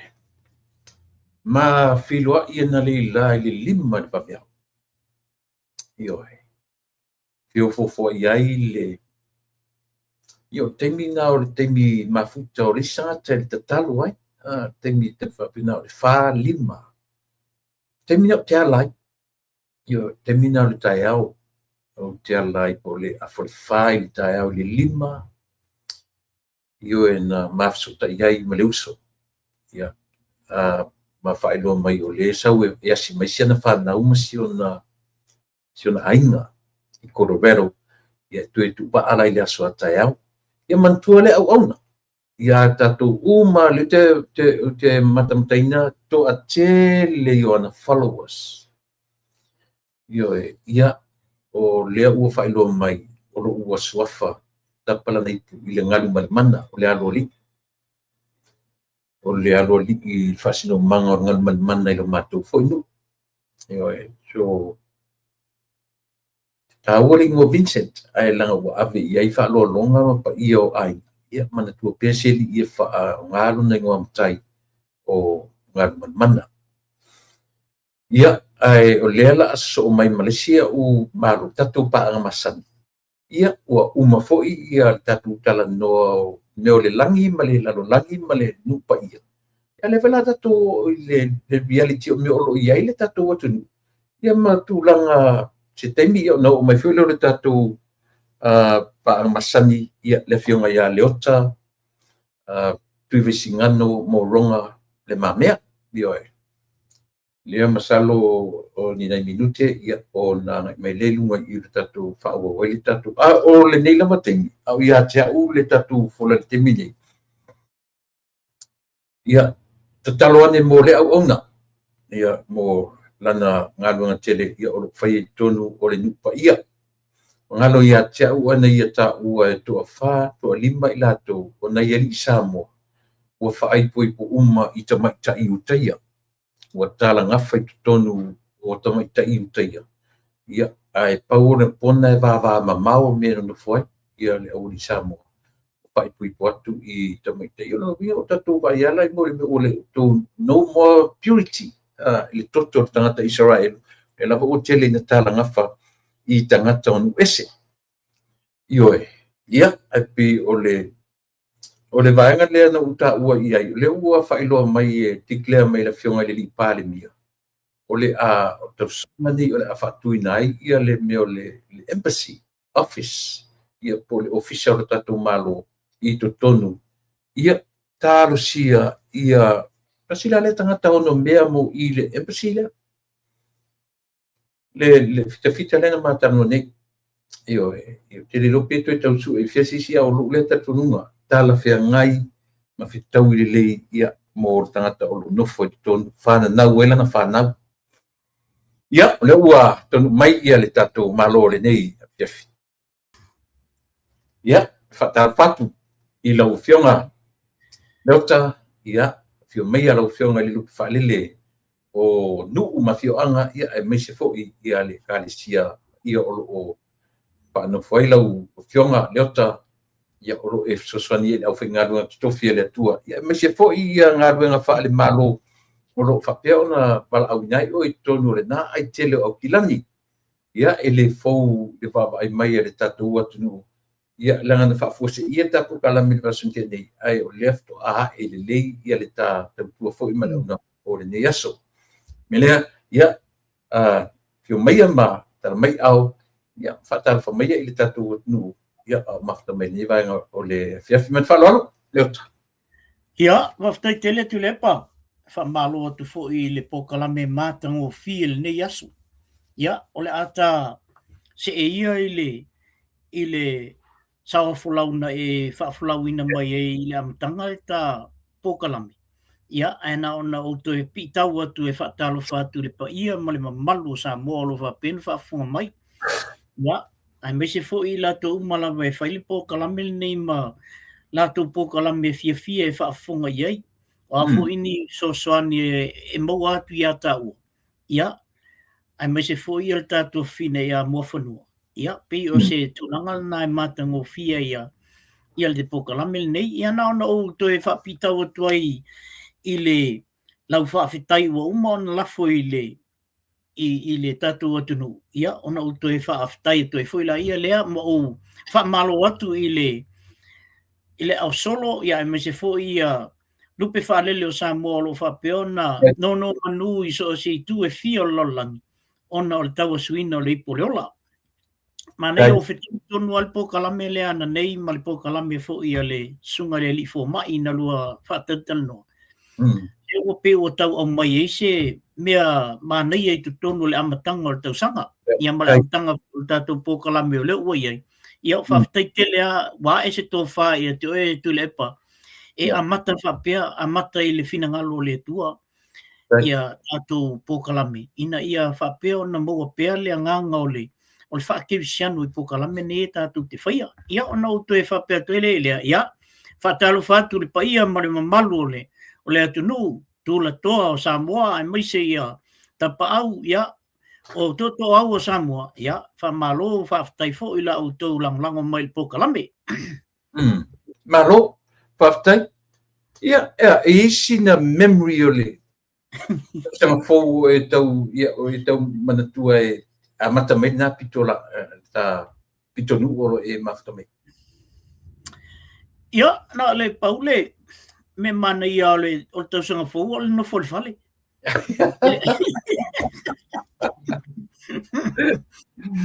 Ele valauria e tu le pa ia o e fo le tu langa fo ile e no po e fo I feo ina ia waso fia e moni ai li pisi tele le awala ia ai ia le au onna hu ile o like sa o e sa o ngase so o ia pe tulanga na laiona ia ma tulanga fo ila mo to na ia ainga oi ia o se amatanga fo I si mato fo I ainga ia ona o le fatua mo ile o grandkids to ia ine la itina fan na tonu al tausanga lente nei ia le lape ua Peo se matutau sanga fōu nei na whai whātasi ia ma tua tua I le tua e ala fu se matutau mai lotu ana whai I le whale ia o mai o mai tau ati. Ia, a mata le ia ma whatatia e lopo kalamel nei tau sanga. Ma ho, whaftai. Eo. Ia mana tō leo ata o le vea soro na lua nei o le masina. Wana o so whaangatonu le tau sanga. Ia, o lefto mata tau sanga uso. No tua le tu iti ai so le me. Tamata I le mele ua le no fasili nei si fita. Ia. Pe o lea se talamana ia fo I mo ia I lana I wharango mai le ua o tiklea mai le fionga le li pare mia le fatuwina tau sanga nei o se embassy ia po se ofisa o le maro sa mo tonu o le nupa ia. La sau e te taria ina lea whamoe pe. O te loa tulepana I ele vai taimi na malanga tua ia tulepa lea sailele. Malanga I o na whaiela ia leo o le afu. O le lato talanoanga lea I le toi ngā mea lea. Ai paula le mea na umaua mai le vai taimi na wā na ufolo ia fu ele vai taimi na. Ia, e pei fu ele leo lana mana o to ina fu ele le ia sosoani ia isala elu ia tatou. Ele ia ila so na nganga fu ile e fai se tatou so ta inga le fai o tatou ofisa. E pei la o la una tilo ia. Ile mea leo o mai ile vai taimi nei o malo le o ia. Ia, o le palimia leo ia nei, I esel malama I le vaha leo isala elum Samoa. Ia. Toi telefo il malama langa e o ia fo se tasio whaila unga I tonu e kalesia. Ia. E peila o winga na o leo te baba ia uia. E malama tele I le palimia. Ia. Ma tanta fo o le vantau tua I le lotu. Le whakasa. Le LMS. Ia. London Missionary Society lenta unu atu mua la vai Samoa. Ia peila o ina le fa vai mai lo mafau le o te lango ina matua I lango ina le mele ua manatu I le palimia. Ia. Malo whaftai. Ia. Soli, sem tau tia mele na la fumai soli. Soli. Tere lo, no me fo me ko kele lang karsia ile ko kelen ka ka mo tu spasi ile universite le Ia wa sila la ia tule pa ile tulanga ile il tamalo le o basa mana ia Winston Peters. Ole matua ile fia al tamalo le ai mai sa tata inkia msainga. Eu inkia o kaka inkia fa ele meskele Yo. Le meskele ngai ke lo kwa mai lo certificate ai ke le swing. Pea kau fa pengaling meskele I ka kamai ari.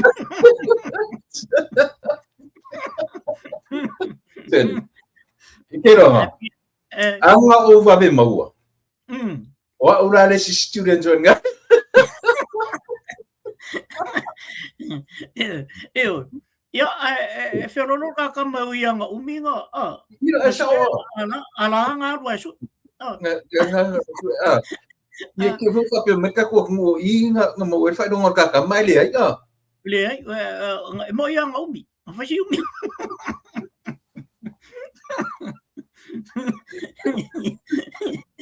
Anela yo foi Pole mele ko aku siria male se lau mon tupu a feta mai ti na piki mai I la ko degrees. Nga mai lo I fafo. Ia.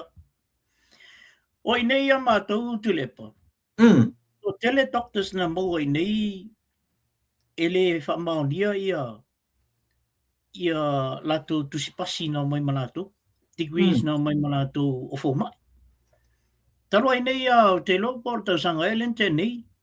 Fa malolo I lesi doctor intia. Ya, aí se vai no ring meskele pe. Mea konga O vai ngale investile. O nei foi la New Zealand. O mata le e pisa ya va sa mana ia le il tunga turanga le. Ona. Ai sila nei ngalwenga I tonu nei New Zealand. Tele ngalwenga le ale malu. O pe o maulunga ia inkia. Ala kula ka ko sa mo ala ko le ebilia ko o le ala ko le interview. Ai kali mai inkia. E fai mai ngale inkia fai ungo ka ko. Sole, ka ko ulo ka ngaka migrate ya ku Australia. Io, Australia mo New Zealand le la vea il mele. Oh, Ko la vea ya in New Zealand Australia. O tele voi tanta mo nei in New Zealand o le si tau sanga o te lo po le se fulu tau sanga taluai. O le sainga nga fai ngai ko New Zealand le ia le le issue o tigrisio. Nga fai mo me o tigrisio le wa o tangata voi e fainga ringa le printing. Sorry. Nga fora ele ka ma imitate ia me. Na mai no la ia le avu print out dai ia mo me o avu. O me o degree. Ia mo i fu. Sorry. Ele sei ngo fa per ka kai o ile inveskele au kilang. A degree au kilang. Yo. No telefone se vecina vai tendi. O le mela na le fa tu le tala voile. Ese lo le fia ile il tu lango tonu e fa fole o mai nei. Ai e fiuta to o man tu Pacifica pito silio na lata mai nei New Zealand. Ai ke la kunga ko kikia ingi kia lo e back and say ko kiki ingi kia lo ia mo meu banks. Eso. Yo ina New Zealand. E pe vai ki ngalo ko loko voe ke lo. E fai mai o New Zealand. E sea vai se Maori, sea vai se Pacifica. Ai ingi kia a kole me. E pe la mena na leo na finau ia vavasa mana ia Winston Peters. E ta o file o mai o tanta ia. O ka ko Pacifica. E o mai ele ingi mea whapenga, ngā mai le ngi sue. O mai koe o le leia e la onga. O mai koe o le leia pe ke takta pe ke ai kei umai o I Fiki, pe kei umai o I Papua po se vai mea Pacifica. E te toe sau ai nei. A whai o takta po loia. E koe sau leia ngai lua kausanga pe kol kausanga koe loe koe su ele. E koe ia e register o Kongo o New Zealand.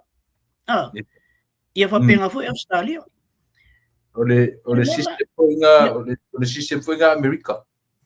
Ia. Kau dia pa e sau o isa mo malaulo ia. Ele kau dia. E ke go through umai le o nga whalo ia. Whapenga fo mai. O le leanga la o le ori ia. Langa o mai ma degree ia ma certificate ia. E o mai e lolomi mai sai umai I university e Kongo engelangi. Ko Kongo o a Kongo ese ia ia o se inveske mo lunga ko Kongo inkia o le recognize ia la ko certificate ia mo me o degree I fafo ia Kongo ngai fafo nga mai la ori ia ai le mo mai nga pe ala tala len fa tu ile sainga le ngo fa ia degree ia sure ia fa ko foi ia pe la sa oi fa si umi foi o skauso ai anga oso I ele alo eso ma wa pe yo le po taktar kamaro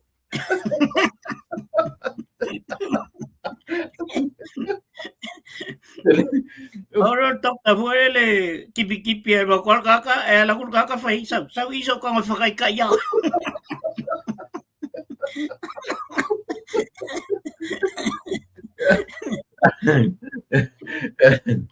Ela ku kaka pa kai el kipingot vai koi. Bisa la ku kaka mbak ya ba ku ngai mbak ya ku fo mbak ide.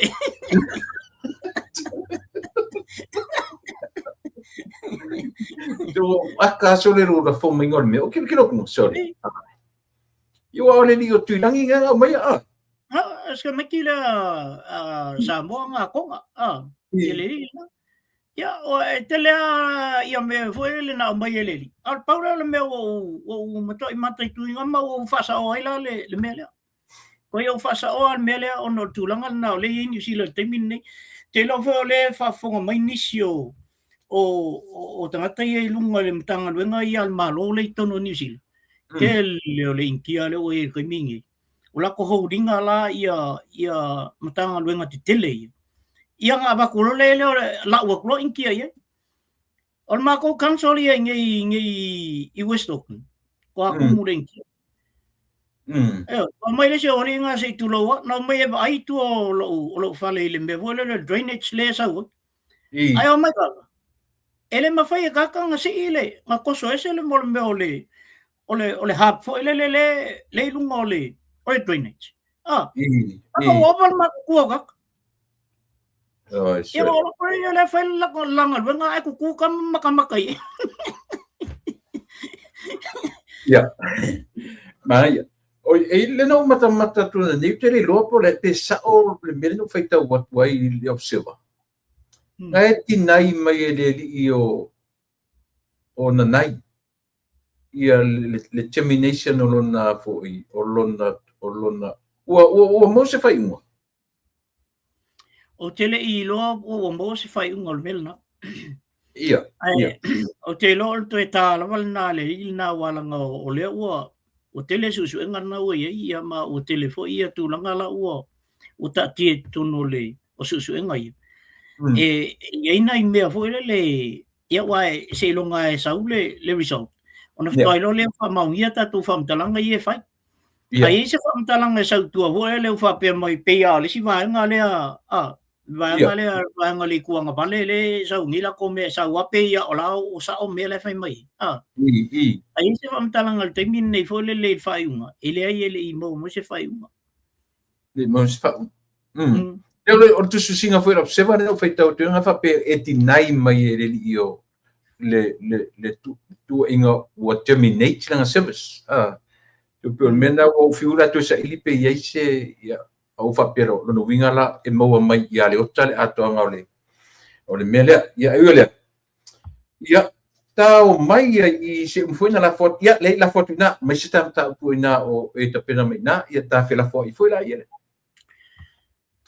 ole manai ai ole ai nai mea no pick up mai le lua whatatanoanga foi le male doctor. Ia. Tele I ole mea ngāna I na. I think e ale tala ho le a mātou I le mako vai mea le I kongu I le ia pia. Ai alu le Otos Reef. Kusa ngawa alu ngai e a oilo mafau le poko. Kusa ngai ke fia poko pe alu ngai le Otos Reef. Ai alu le on koko. Kusa wa sa al me e peila le winga lo tala. Ai alu ai te alu te minko I me ia tata malama. Tata foi e tala noa ini mea e maua I le malama anga. Ma alu ai luma lo te mafau. Ele lei foi lo mafau. E peila o lo whatatanonga lea malfoma. Ma nei e tasia e tele mea na o whaftai e foi le ilfoma. Ai ala le mea na ma nei ala na au mai. E wheso ta I ele anga nu. Mal whakeu siano. Lana whamtalanga len whai mai. O le whawhiti le whaasamoa. Lea lai au mai e le parable fo le a Yesu le na mai le fit. Mai lai o le whawhine o le wawatu I ele tala Yesu pe fo le o le matua I tu o lalo a Yesu le whawhine. Al whawhiti la le whakeu siano la le fo I ei tato. E tau te tau mawhai awa esel mele o le whawhine. E po le ale se lau wawhela le tupe le a tato a inga na ave o le na whi el whaula. Ai el tala vo le se wapupu o lima o te maroa. Whaamali e. Eoi. O le whawhiti. Pupu lima o ainga nei. Ia ngā. Ia o manawa lava o moile se turo. Mo ni mea. Mai e le I upo sa moana. Matua I loa I alo maua lalo. Ale se la wafele ngai ka wa bakuyo. E foi le ala wa mo le mai I el fo ma il mele. Na fa fiti fa pena. Il fa kemsian. a mai le tatuanu o le whaafiti-fiti le nā le a mai le tatuanu. Ma nei ala le melea, ona o lena tupu ana nei le mele nai I le maliu no ia. Le ese le mali o le melea. Tusa, ia, wha mai se tu foi le ainga I o, lau politiu atoa. I tutonu foi ai Aotearoa nei. Ona se tasi foi o tina, ia, o se tina e alofa tele leli. O le foi ona mato ia I tutonu mene o maftanga wha keusiano. Ai mai se ala maftanga le Emanuelu. Ainga foi ese o lātou ni na amata le Emanuelu I tutonu I nei o kilani nisi foi o waimea o kilani. Na peila o le tūlanga na ona nei. Na whai ei le lotu foi le lotu o le lomtua ia ona te uila ia lea. Mana ia o le service ale afu. Na mawhailo ia nei ma e malai o asiata. Okay. Yo, na matal no ele masiata le mele. Ona o le kalesia tonu lea e. Okay. Lei o le whaiwhiau. Ele titi ale li. O le sunga ia waita. Ia. Ia, mana ia lana launga nei. Marus. Ai, ile taimi o le praise and worship o le o le. Ia le tina wa. O se ala na ia. Ana ia bin. Foi le walu ai ana ia mai matangi ma. Le o tele ma pati ma kwai paki foi le. Le wa fai ele foi sa aveam presidente le Emanuel. Estama le o Mika.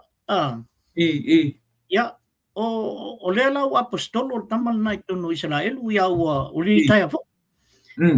La lai fai le talo le ngang pa ia. Ai so le ia ai pisa o lo ma kenge. Ia tai na lo tamo imo ia le ai lo ma se meto e ofia tai. Au tilo tu au tafa. Ai fa singo mai le silo ko nga ia o le pisa le. Ia o fa no afo le mantua. O foi le te tono te ngai kalesia ia nei. O man vai ma to me ia masito ino te vala o te o ngi. O ke lo kurka kuru. Ai walu samo. O ke lo lo kaiki. O ke lo ia lo tu no mafu mai samo. Ia upu fo ia le al tusi fapia. A Paulo na fai ile I tono Corinto. E alu o Israel. Fai Israel. E alu e kupito. Fai le fa ai kupito. E aua e te amio ai. O le wha talanga la nai tua. E alato le file mu se tapo. Aua e ke mai pispisa. O lo le fa alo na. It's a disrespect of you. Ke sa ya e sa pe al tala fo le. E lo se me fa te vai le nai le nganga o se tangata ia o e malau mea lai fai. Au e te fai. E pela o le afu. E pela o le o mele o ekalesia. Ai ala kui o ile o faisi ainga ale ekalesia sofitu. Ale wa se valvali ko malau faspua ai ala ku ai luma ai.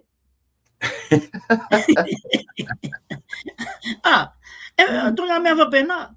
Don't disrespect people because o laulea ia te tau, ele ai la. Ele sa ia kau mea konga ka le mafufau. Le tu inga tūlanga lana, le ala so solo mai ai il faportiki.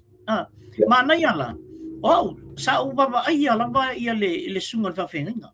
Po le asana ia, ito inga mea whapea. Te lo lawe. O lai la unga sunga le whawhenga.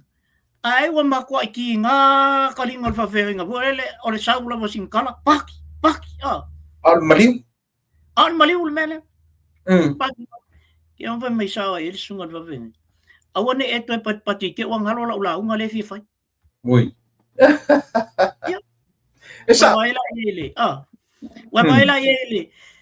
Ia. la atatal no ina la me ia Yeah. le mana ia fo le mamalu ma ia atu i loa lei a e alu i se me whapea pi sensitive tangata umalei tonu yo o le si tangata nga fia loku i lau loku onga o ka kala ia whai mai se e vai e le la unga le al sunga le whawhinga ai ai la ko whaalongo ia o e le ke loku ai or koe ngā mele umai ngā mal koe fia loku i koe ngā loku e tau ai a tātou no tātou i loa le time and place. Olo kongo, ore mela o te atai. Ai o kama ia o kongo e kalesia ele paki ele pispiso vape. Ai o mai fe me vape ngo mele pispiso paki. Yeah. Ia pe ola una o popolenga i to inga me vape le ota. Ole fetu na i ole mafofo po le fa no na tantare o tafa. Ia. Tu sera o no fota ita mo ta fa na ta ita to tonu me ato just me and God. Ia. Ia. Ai te ton me le fa pena fa na operating le tua. Le pa ma le sata. Ai te mana tua foi o e le ota. O nei me uma fua uma le foi tua. O le tu manga nta tu wola mai ai. Ia. Tira fia o Samoa. I o fai la unga foi le pe o fa pe le fa punga o sa le vau. O sa sami. O sa le pe o ina tapu. Le sa o le e tapu me uma. E tapu le va. Le sa o le upu tato o tapu ai. Ia. Tapu inga. O lona winga. O tapu inga ia Samoa e fifi le mu. Ia. Ia. O hafu la ia tapu inga o atu i Samoa. Pe latu e fua e fatu tu lungo tu manga fa Afrika. Ia wa foi la ina latu tu inga tama pispisa o ia. Ia. I pe e filter mai e tatou ai. Tatou ele pispisa o. Tatou e fifi le mu. Ia kam felona ka ko e blend in io e kalia ai le lotu anu atu. La au mai e te no fotu fuala. Ele sa o le pisa o al maliu mele fai ai. Na tonua. Ia e tate lo ala le taimi fole le e ka ke fai ai le koe ngā mea. Ai manto le filomia. Ia, ngala. Le filomia. E le fa pe o se fai ngā lotu i le asosa le fai. E te pule ea o e lau me fai ona o tau falsa. Ia e falsa e se foi me lena pispiso o yang ni. Falsa palangi yang mako yang ni. Dan fai mari. Pela tu langal na tu le pa le tau abatu se manat. Ian ta no le le o ile. No le o wa ole. O tu langai fa pe. Tau filmalo. Ole ma fau la atasi nei me te tau ona o wina le lei. O tātou nei o matai. I tupulanga le la wae. Le la wae nei e o e matai. Walto tele o tupulanga i e ola i tonu i nei e tonu nei. Ai tala noa tu ei e fia matai. Ia. E te taulai a tātou na o ina le mea lea. E ese le mole mea o le tau file malo i le wha aleanganu. Mole mole mea o le au mai o le anganga o le wha aftai. Ia. Ia, maaliela, o le ala wa umbalo o wha iu le tala le ale avu. Al whawhenga inga nei na wa umba na teula matua wa utu i foi lalo i lona o le o tsanga le. Ia ala unga mai loa le matai mai o, ia inga lua. E wha atu le kalesia ia matangata umbala foi o lai ei o. I o i le mea o le awhai ei ia le ia taumastanga. Ia e to mumule si au lai ki ia. Mai son whapea kai ka o filmalo. Ia o whamamalo i ei. O whamamalo i ei. Ele se whaasa moan mo le mea o le whawhakai mai le kako o mai. So se mea e ke alu i ei. E o al palangi e kua, e al palangi e whawhakai aku pea whapea wa iei se mea nga e whaia mo ia. O le au fia fo i. E te taua ona whawhatai ia. O le ala ko mai o, e whawhikai mai ia ka ko aku. Awa all time, a very important le time i so se ka ka ola lo. O le ale le o sa mea, ai e au wai se mea. Wala banga il tata le e ele to tu nga luna loto. Yo fa mambale e la like fa fa ele ai. That is very respectful of the two families. Ele sa o ka fa am kala le mai ka kele ko ele o fa sa mo va pe. Ele ku ngua ka ko mea. E kele ai e ku fa lunga e alu ai le so nga fa kai de kan kala nga mai me ai ya. Ele folo mole ina falo. Na upura ia le tunu. E mau tua la na winga. Ele malama la e ka mai ia le ngal fa ka fin malo. O saule ia ko nga saule ku pe saule fa kai wa ka fi umanga me. Ele ai la ele. Mana ia la. Wa amata la ona tau wa balai I. Le ngā luenga e te tau ana whai e tupulanga le e tātou, mamatai e tātou, I le tupulanga le lau mai. Ina ia malamalama. O le respect a le Samoa, ma le respect a stangata ola lava, lea lai ona tūlunga ia le matai, e whai le whaafatai. Usa wai peke le makai, ai le aise makai e kūrunga, ai la a wha umma mea o ainga whapea, e te tau ana I se tūlunga, e whawhetai anga o I le ainga lua, po ai lava le ana, Pole kalesi na whai winga o le tāua na o le tātou fwoi wama ai tātou atu nuu ma le structure inga o lana e le whape fwoi la a tātua I lunga e whai whawhetai e ka kele kua e loka alu sa o le ai ka ke ku fwoi o ka wha e ka wha alu alu ton I e tisi fi whai le upu ai lo ka kua masaua o ka ika o ka loo roa o whai aunga mea uma na o tupu me so o tupu me po la se me fodele ka ke ia le kua e nga kua e lunga na ka alu ro me faftai le ainga ale se ko fai ele o vala udia e ka kaua pa pa mai pe va pe ia ta po mai se fresca ko kana la ole unique na tatu ona nuu matatu ai fanua o mana ia la o le mena mawani ina ofisia o le au laiki no tanga le fa matala I o to sila wanga kali aku la ia la kan mo asiata le foi mamla ma asiata wang kali la asiata yo ai ngalua ia fai mai le o state la konga ai ngofo Samoa ngofo le si okay mai le ia I thought that you were the one that lenga speak mai ko fa kule ai wherever I to fai au lenga fai le lokuangi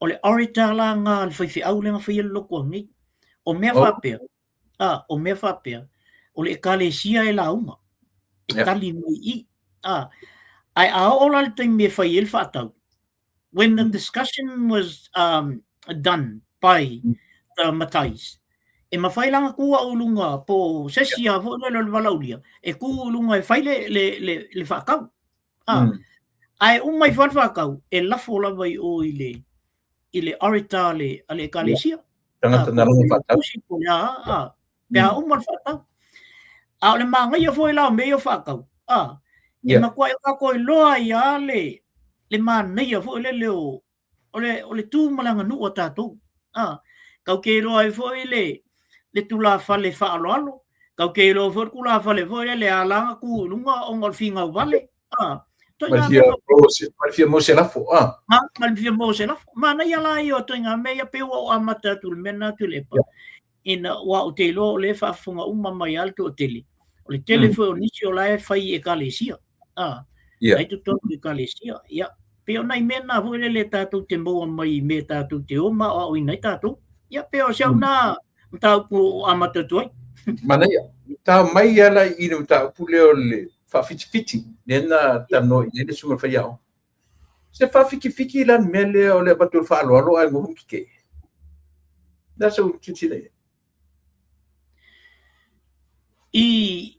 ia un tu le pa a fa te mai el tangata e au noa ma se me fu le talia ina I mo mua ia ula ia pisi le mafau na me ai o lau fai mea tulepa so se mea wai o le matua e kalesia i elte ngā tulanga lana ia awane ia tatu fo i mai se mea atu o tatu te sosoani o le mea na ngatai tatu tatu te le tua mai ni mea a matua atu la ai fai mai wha alolo o te nofo le leia sei uma mai a uma mai wha alolo ia ona whai leo sa ula unga whapea watalia mai wha alolo la autou wha alolo o pia ni ai autou finangalo mali nei te ua usala i tono le kalesia ia na whai le malape o laso ni watalia le kalesia whai au ia me oma ni ia ai whai finangalo mali o le ato i fo ia tuina ona o tulanga na le o ye fa vai o le kalesia le o e kalia le o talia mal faftai ya faila o le tulanga le o kalesia tau anto e ave un mame ia pau le mea e no fai ia le kalesia ile mfai no te o le sua le kalesia o le fatamali o fatamali le kalesia o la tala nan fai le kalesia po a me uma tau te toi fa fu ia o le sua mal fatamali le kalesia ia tau finanga mali ele ma fai on toi fo fatamali ia nga ile sungal fa fenga ele ma fai toi fo o mena o me patino lavala i te tauan tatu o man tatu ia pe ola una tama i tau fa mamanga le mele mana i tele wa fa pena foi la foi mea i mea matu foi ainga pe matu ave ia ni fa lol fa pena pon me te sauma o fatamali o sua ia si me ia e toe avea i se awala foi lele wa e si te mi fa fenga tai tu le mai ia ola wala ai tiem faino u fanga na ia u mena u teno fanga nya ro le upu ola u fanga tabanga le tono tatu ia fengo fintali e ala no fai tu langa le me fu le na cheche e tu le par fa lo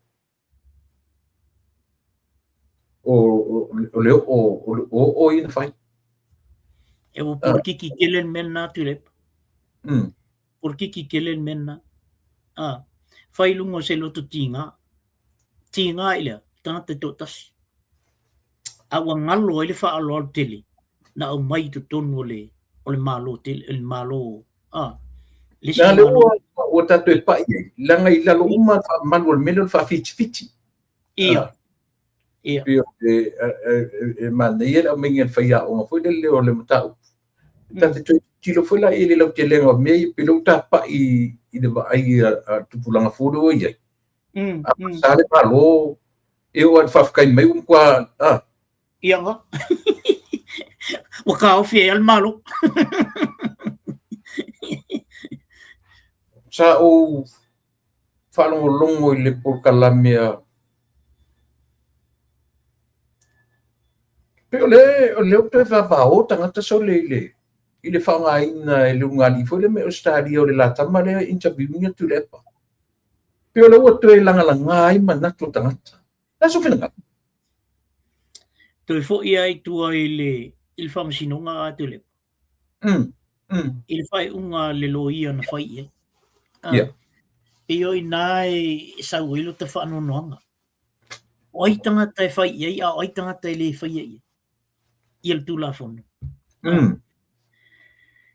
mole meo le tanga ta fo ele malo lo le tau mawhai e whaise mea ina ia whaapea o na tau mai ai lona le fia po o se mata upo o lae mana o e au mai ina ia whaaleanga ina i le malo e na te tau mawhai e whaise au wala vo le e whai ai pea le pokalame lea tatal nola le pokalame lea le ua o na wha au ngāta maiti e la ua a fia mata maiti la tō mea i e whai ele va pela e fa ko ika se si e ko megi ai te lo pa il tomatiti la le wa involve i se mea ele o mana malama tele ile mamao i tu ol mele le tal noina ia ai ana ni ma tu le e tau fil le se umale fa sinonga le mal mele afa pe tu lo le mea le ai au ko fa se lo po kalami yo na ba lo la yo le sila tamai o le la environment sila iai o la facility ka makiki ia yo la facility ka makiki ma o la o fo le providing a facility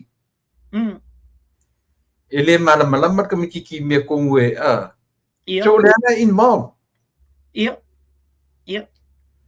ola so final o le tūlanga o te tauna mai se tala mai o ile whamsinonga o te taun tauwhi langa la lawa ele environmentally ale alvaenga lea ia o te le o te le fia matamata i pokalami ai paula mea e al taimi na kirikia e fo lele o atola no fo mai sta mai titi lea paula mea no tutuia po i lalo lava i le ngole o pokalami le na iai ia afa pe o lalo lava le ngol pokalami wa taula on to e molia ia le i alvaenga lea pele iai pe iai ana o lai lalo lava la pokalami le mea ele o iai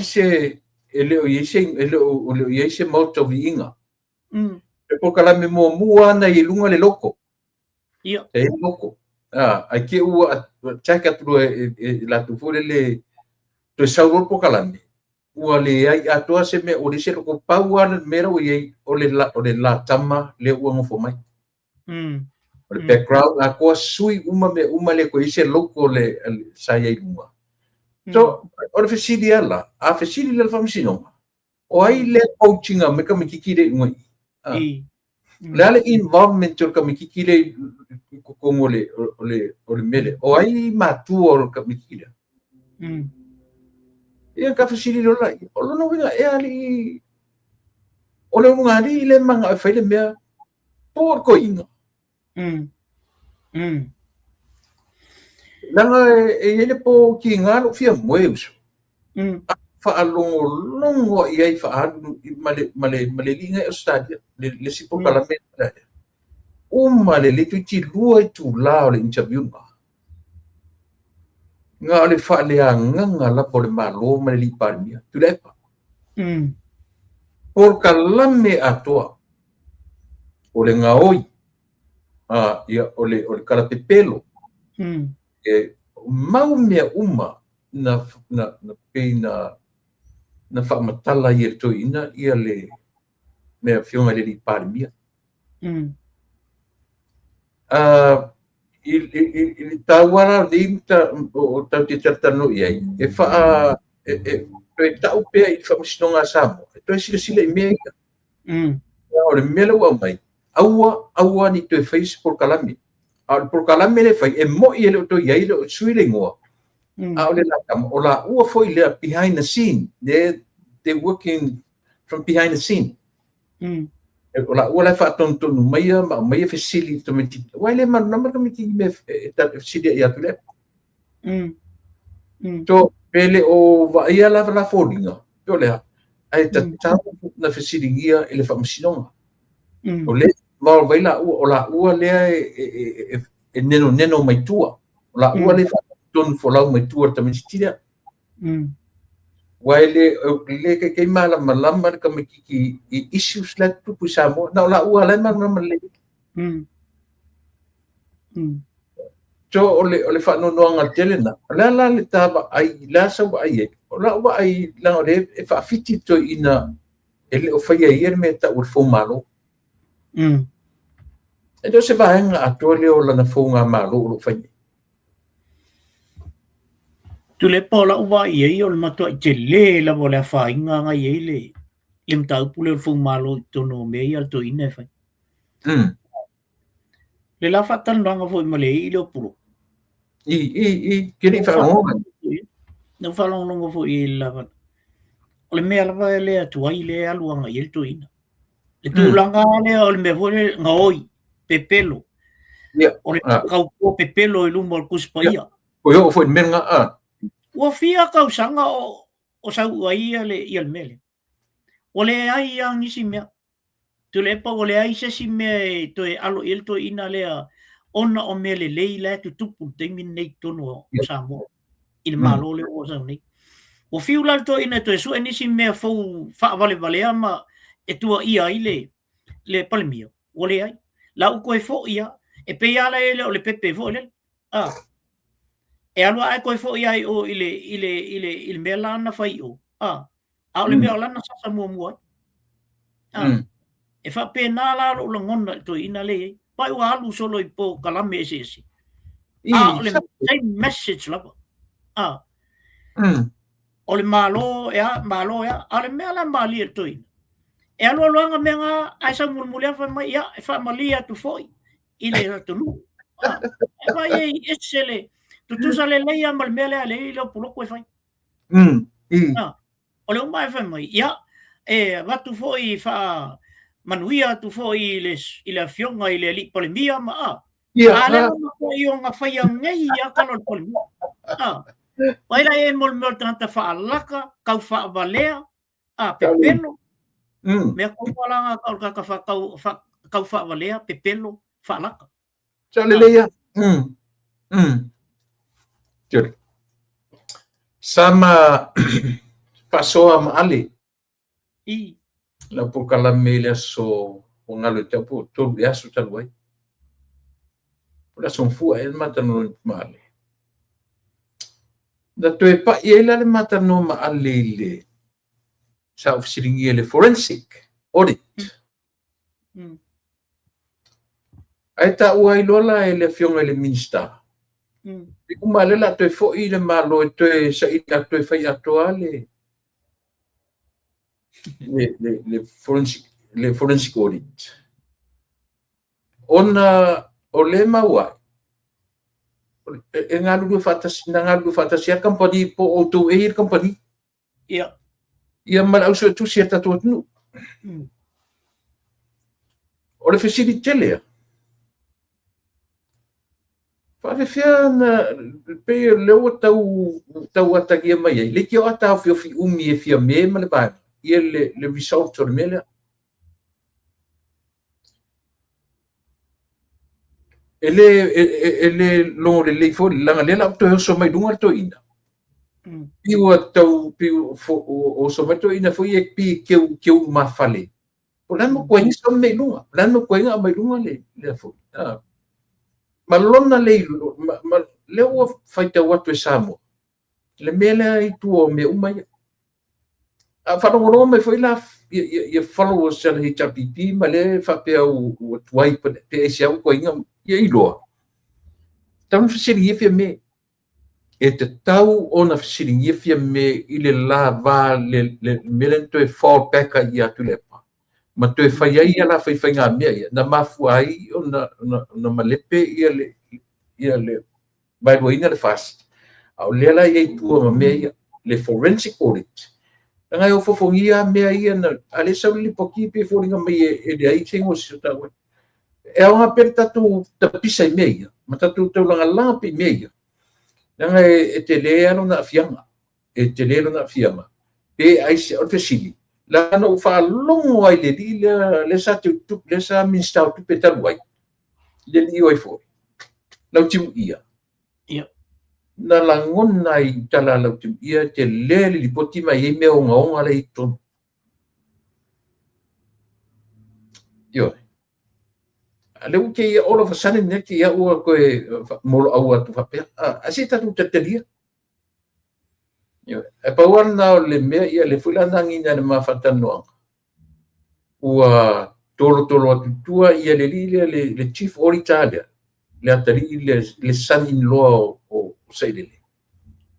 Ia mtam whailoa e resign mai i lona e le toe run i le chief auditor le ausu tusi samo. Sa o lele atu lepa. O le company e watu i nei amato. Ia. E fai nisi olo i e tono company le o te iloa. Samoa. Le ai. O nai tangata fo ia maisi atu motu ia ma. I ei Samoa lai ai. Ai o le tūlanga lea e na o tau tongi atu whapel mele. O le reporti na faitu uai o. Mana tua o lenga ngā lulu e whaatasi ma orita sa moa. Sa o ala tala na. Ioi. Ngā lulu e whaatasi i a company ma orita sa moa. Tu waila ele o le report. Ai o mai company ia. Wa umana tusi a tol report. Kele la me o koe fesu ia i ele wari ia. O le tūlanga la lena mana olo ia le. You read between lines. Ale fia me. Yeah. Le whatata nonga fia me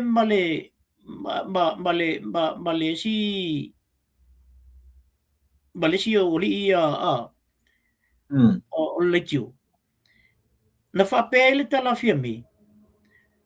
A whai o se tūlanga na o le e iai le finangalo o le minister o tupe.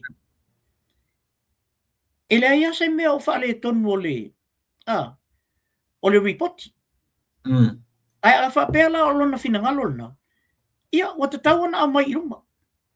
Mana tua le kai su ia inga report i le na whai. O i nā le na wai se umai ale tele o mea. Le whaale tonu. Te ilo le mele pese elto ina a mai lo report. A mai le report i la wai e kaimingei. Ni poki ngai le ima se mea o whaale kongu. Lengo koe kasui e la wali ia. O uma vai mama Ioi, wa uma la nga fiukta e la wali ia le mea. Le ala nga wet ko nga mai lo li poki ngal kaimingei. Lambo ring fakali. Le fa nga pisa e vo ele si i al failo tu si ala wali la. Ona o la taulia. O le behind o mea ia. Ai a koe le ala o te faila le committee lea. E toi o mai e toi sa ili lei. O committee lei e i ilvaenga lea. Al malo le nei. O kama sa o uma. O auditors o accountants. Ko e sue uma mai a kamanga. Le li poki sa o lava lenga ka ki ai o. Ai o mai lo kampani le. Ai mana tua. O le alava e o alngei au ia. Se tu lo wasa mo o le ia o alngei au vale ia whaasara lau ia le wari. Mau am foi mai. Ia ngai mela nga le fa koi. Wai le sa o le te teisi. O le o kaunga e sa o hero. E kaunga nga mai lo li to. E vai lai. Tinga mela na ai ngalo ia la tu. E ana na nau le temine a mai lo li poti le na tu le na ko su ia le uli. Ona ele ise me o whaale tonu li poki na ko su ia le uli. Le la o mai ne komiti le su su. Matua ke le mea langa ba ese la wali ia. Mai le report sa o la vol mea. O le mea la pito sin ma nei ai. O le original o le poki le. O le o mai male mar kampangi. Wa ele ba le kampangi e kong ele 1.4 million ba. Ai o ma ko kia ia ma mo meu o hard copies o mea. Le ai, e mai umala tu mala. Le ala o mai lola le fanga malo le. Olo. Que le fale tonu lai taimi nei o me foi na le milo fa perto ina o le malo lo le e alu ma kwa fai se me ia toi a mai foi lunga ia molianga o lauli lauli en mali to fai mai o le fa kali fam singonga le fa kali e ku lumbo kaka fia i lo lumbo se vai ele me o il tan no toi te lo le fasitala le li anga faila po kalamele ma le ringa in Australia. O le kala ko inga lo ke kusia le lalo opu ana sau fongo to ina. O la uta talo i le tuaina o mai i le famsinonga. Fa fonga le tala. Fa fonga le fainga tala. O la uta talo i le ua tuaina o mai le fai unga famsinonga. Tusa ana fa uma se ava koe loka. Ila ulea le continuation o tala. Ana fa uma na tala. Wana lo lo te o motu fa fo se ifa pena. O lo tatalo ile tu ai na o mai e fam sino ngore ile. O wa ta pena le fa unga na tala. O ina te do ai. Ele tu ititia le ita telo ne to ina. Ele tu ititia le ita telo ne to ina. Il pare mio la tu nooi. Prego le o fa le ngana lo matua. Alto ina o fai mai ale. Ia ulanga le. O le fesiri la. A fai ngei la sau le a foi. Le fai ungole o le famasino. O mata tu e Samoa ia le famasino. Masana fai unga o le afai. E lela titi mea ia ua mata na baba a iele atu. Ai o lota whanoanoanga lea. Ua matua tele le nito ina. Ua matua tele. A upo sau ilona fofonga. E pua i mai ai ia le meo lea ivo. Meo le ita. Meo le o na fonga o lana la fonga. Io e. O ma le leile por kalame pona tau turi moe o tau le langona tu yo te no te fa tu te musu e si fo le io o inan u fa pero o soli o lai soli talo fai ya Samoa soli talo fai ke no fo man la fo me la nalu fo mi Samoa lo ke fa kali e stanga te sewe au mai se me kasiang u pure kuku wa ya Samoa. Você falou ele. Vou colocar o vídeo só.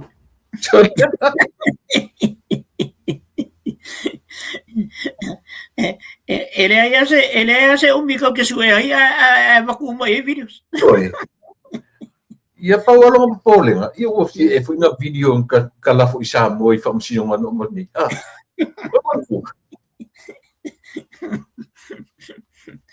Eu pe video ko ori te kamanga. E mali tu le pale e tu langa le i meio tu pe al malo. Eu fui lá e tu pe ia su eole. Le na al vato el mato kamalo campo. Le campo le es campo John campo le ngarwa ku yo ai ka pungir ko ingale. Wala ki le mau le uru ki le uru si yo se mangu le ro polar ko ngame o penga vivili o klabong New Zealand fasilom sabo ai la vea mella ko kamale yo ia peo le tu langa foi le foi tu se tala o tu pe uma le anta su le pe pese mai ale si tu le fa mai ia ale kele o kokala ai le ngi fa maunga le ngi mau leng fa maunga me mana tua o le toi ina o le account ia o fa maunga o tala le i le so soka tengo sta male o tutu rope ia fa mangalo le tua ia sa tala fai ona o fai langi le ia le foi o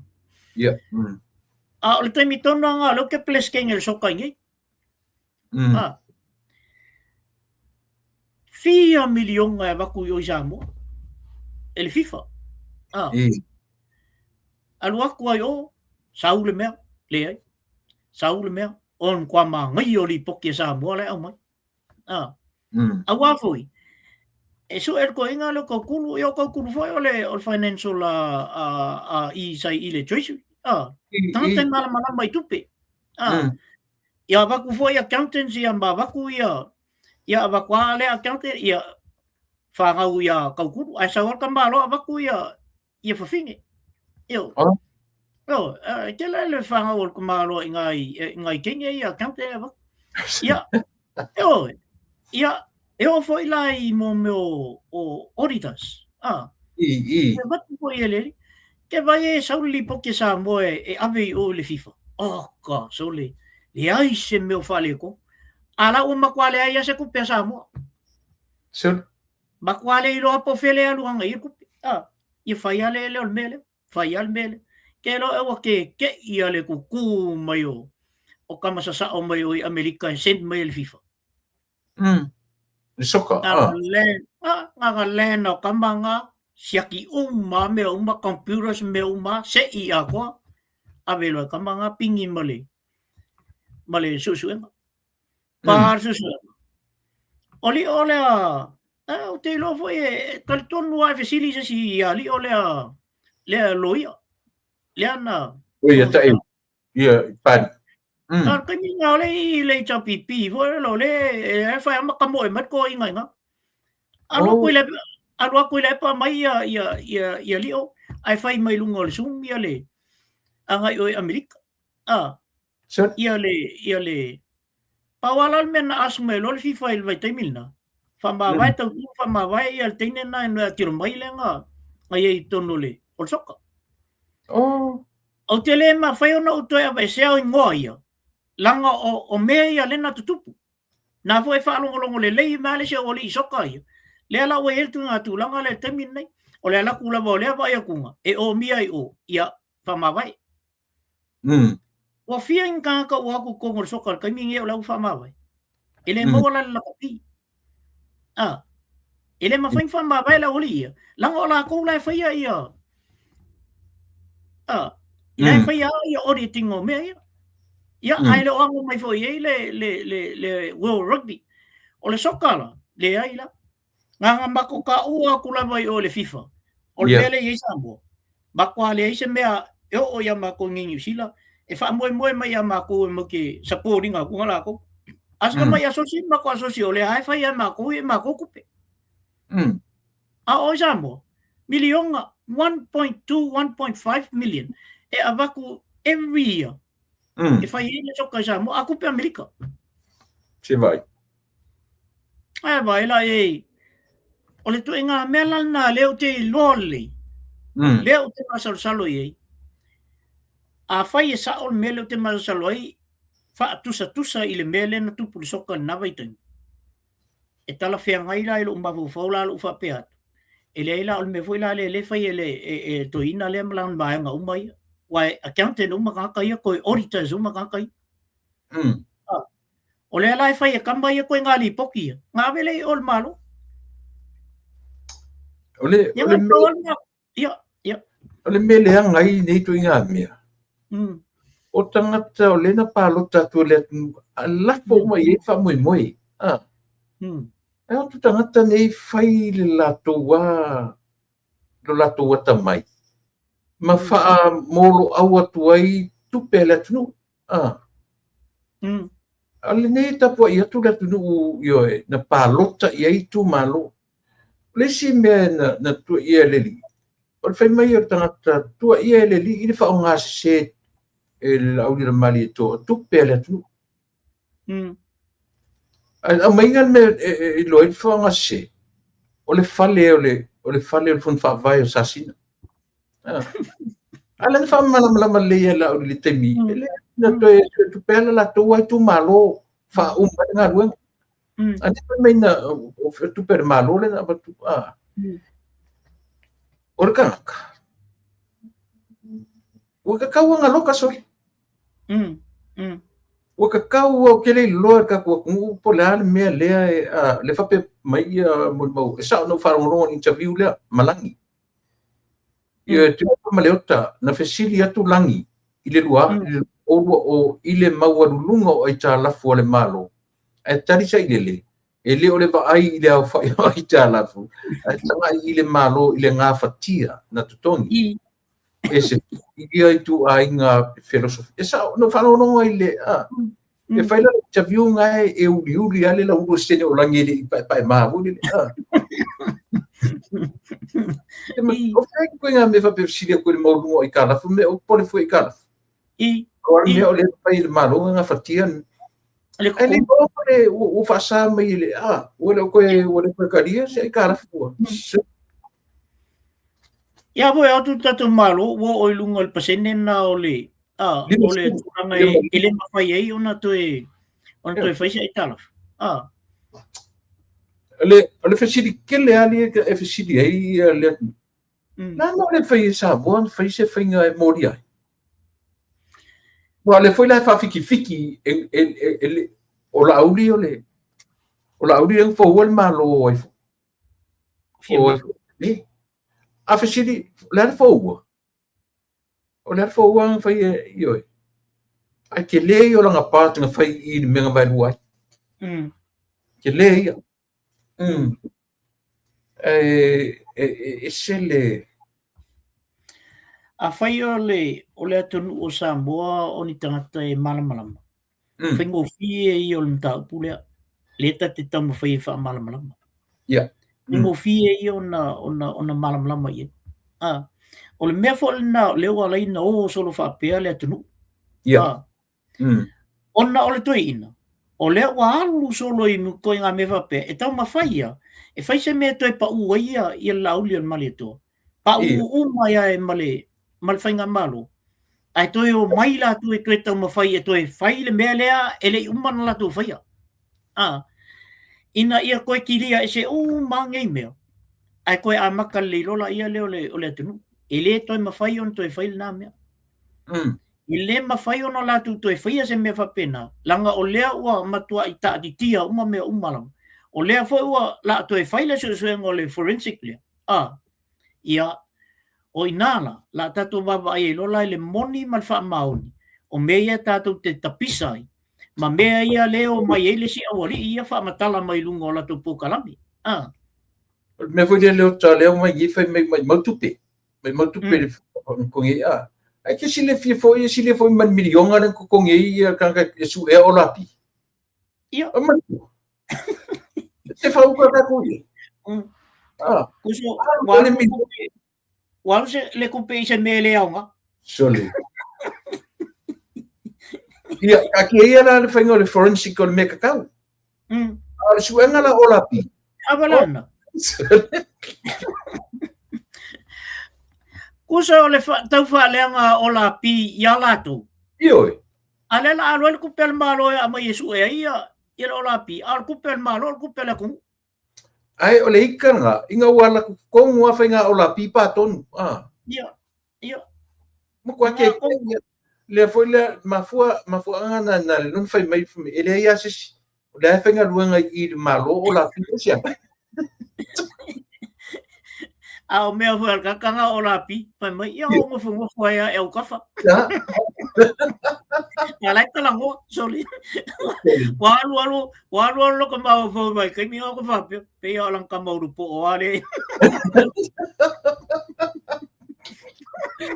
Ko e uru lang ka mau po ele me foi le ota ka kilo ia. A ka ngai la e fa tu se e compare tu pe e alu ile forensic. Ma tu pe alu su e ia o lapi. Em quale fica uia. Em quale ka fianga ia. Aula ko wa le nga go fama. O mai lo ka se skeng yo. Le check. Sorry. Me kaya pia o kinga pia ya. O mai lo ka se skeng nga se lo la ngai e fianga e fianga ngai. Sorry. Ko fia e ka kan ka loka ngal me. E ka loka ko ala sa wa pausa o lapi. Ala fe me ala pi o lang mo fo ma kilo ku e ala fe loka ngo. Sorry. E ke lola oi. O me ala nga o lapi. Le wo ko le pa ma ku ai fe me fa ya ku la o ma fa ngua na ku fa ko ia singa. Ai le me se kala fa penga la u nga fa le ke a fe no le ma fa maria. Esa o la u nga fa ita. A mea ia o la pinga pangia. Ia. Kwa umal poko fa le kungu ngai mal fa malo kwa fiu su o la pi. Ala fe o ia mo la pi.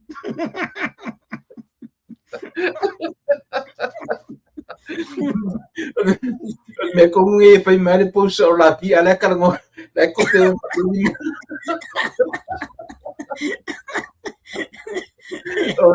o la yo ko pa pi a su ala ka mai la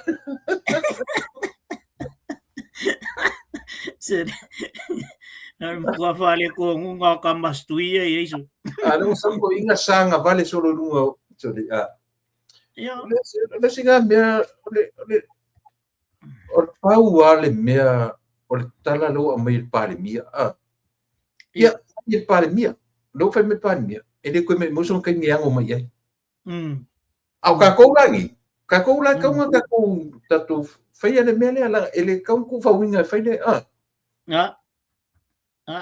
Manaya le focus na wa ia le palmia. Aruanga ia o. Ai ka ko pingpingi a ko ala le wari. Manaya la le alu palmia mga kamay o su ele ori tingo me. Ala la ka ko fetau ia ko mala wari. E mau alo ori ting ai mau alo mala wari.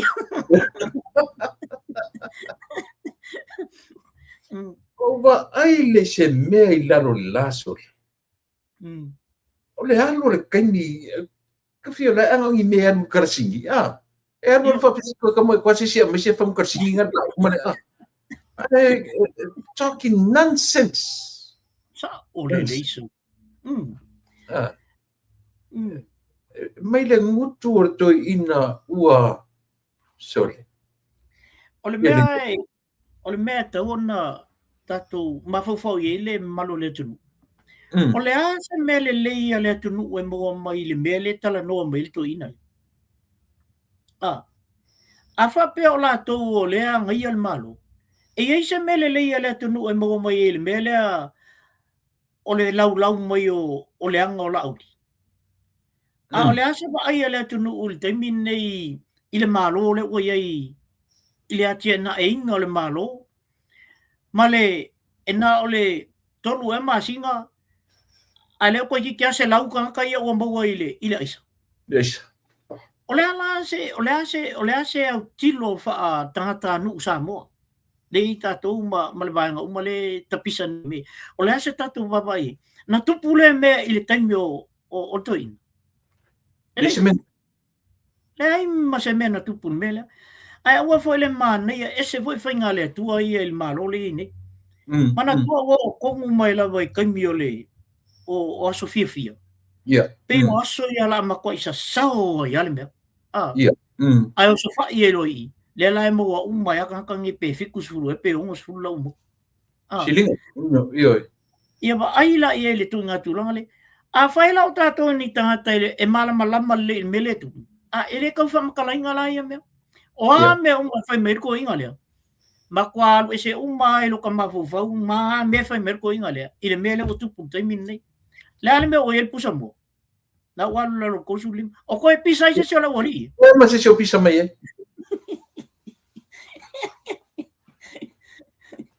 Awa uma la I pakua mo. Le foi se front page a le observa o lo whai mai e. Le ma se mea. Ai vai, ngofona pseva ma mai le mea hore le whai mai ia. O lea wa alu runga kau o mea, au kaunga ka, e lima suka la ai ele a inga pe kofia e le aso. Au ka rawa koe lau post. O e whai pseva, o e whai ko manga. O ko fruits man ko veggies. E se mea la lenko mai fua mai runga ngā mea. O konga e konga ko ko mea nga? Ia ere tala mana ia ale na whai mai ina ua ofisiringia ia le au wanga ia pe o whai mai ia le rida o whantoe ma le po. Lea ki ke e whai mai lea i ka kauri pare mengi nga whai mo mostu la whono e whai ele meo le drug test. Ale na ufaki ia ale me ale fongo kabinete le ai ele mo mia ele fai ele ko fiscal la fongo. It's a must. It's an authority. Tango hot ko inga yang mea ngai. Kemaro no kan. Me pomena wa kan ia mai ngai fe e musu fai le drug test. Oleli. Oli. Ya, sika ko sele.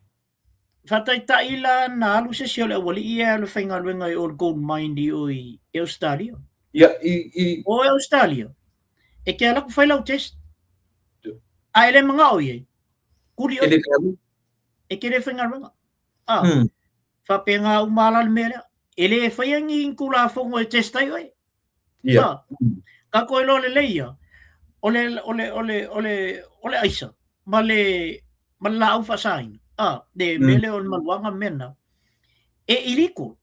Ia. Ia. Ele mawhailang ka ko whai skula whongo e awainga I test ma test le kaka. Le ai. Langa ili kon me ia. E test la oi.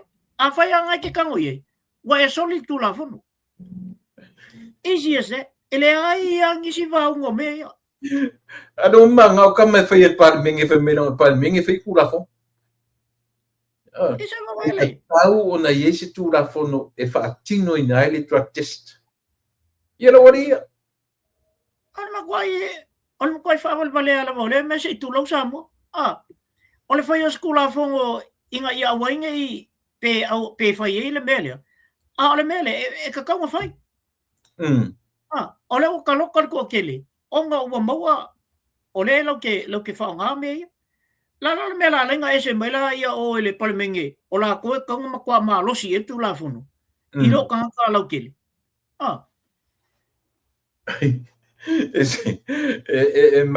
Mari por ko ingo ale sor. Mari por ka masei so le ma interview la so. Io masalo to ma foi se ma no le nava yeso. O le toina. Toina le se tangata foi le show off. Well, no, it's not a show off. It's share up pure fayat. Tangata foi le no expecting wala minska. La makarngo magilong ofisa. I don't know. Le at sa fai me ko inga sa fai merong fali kwam.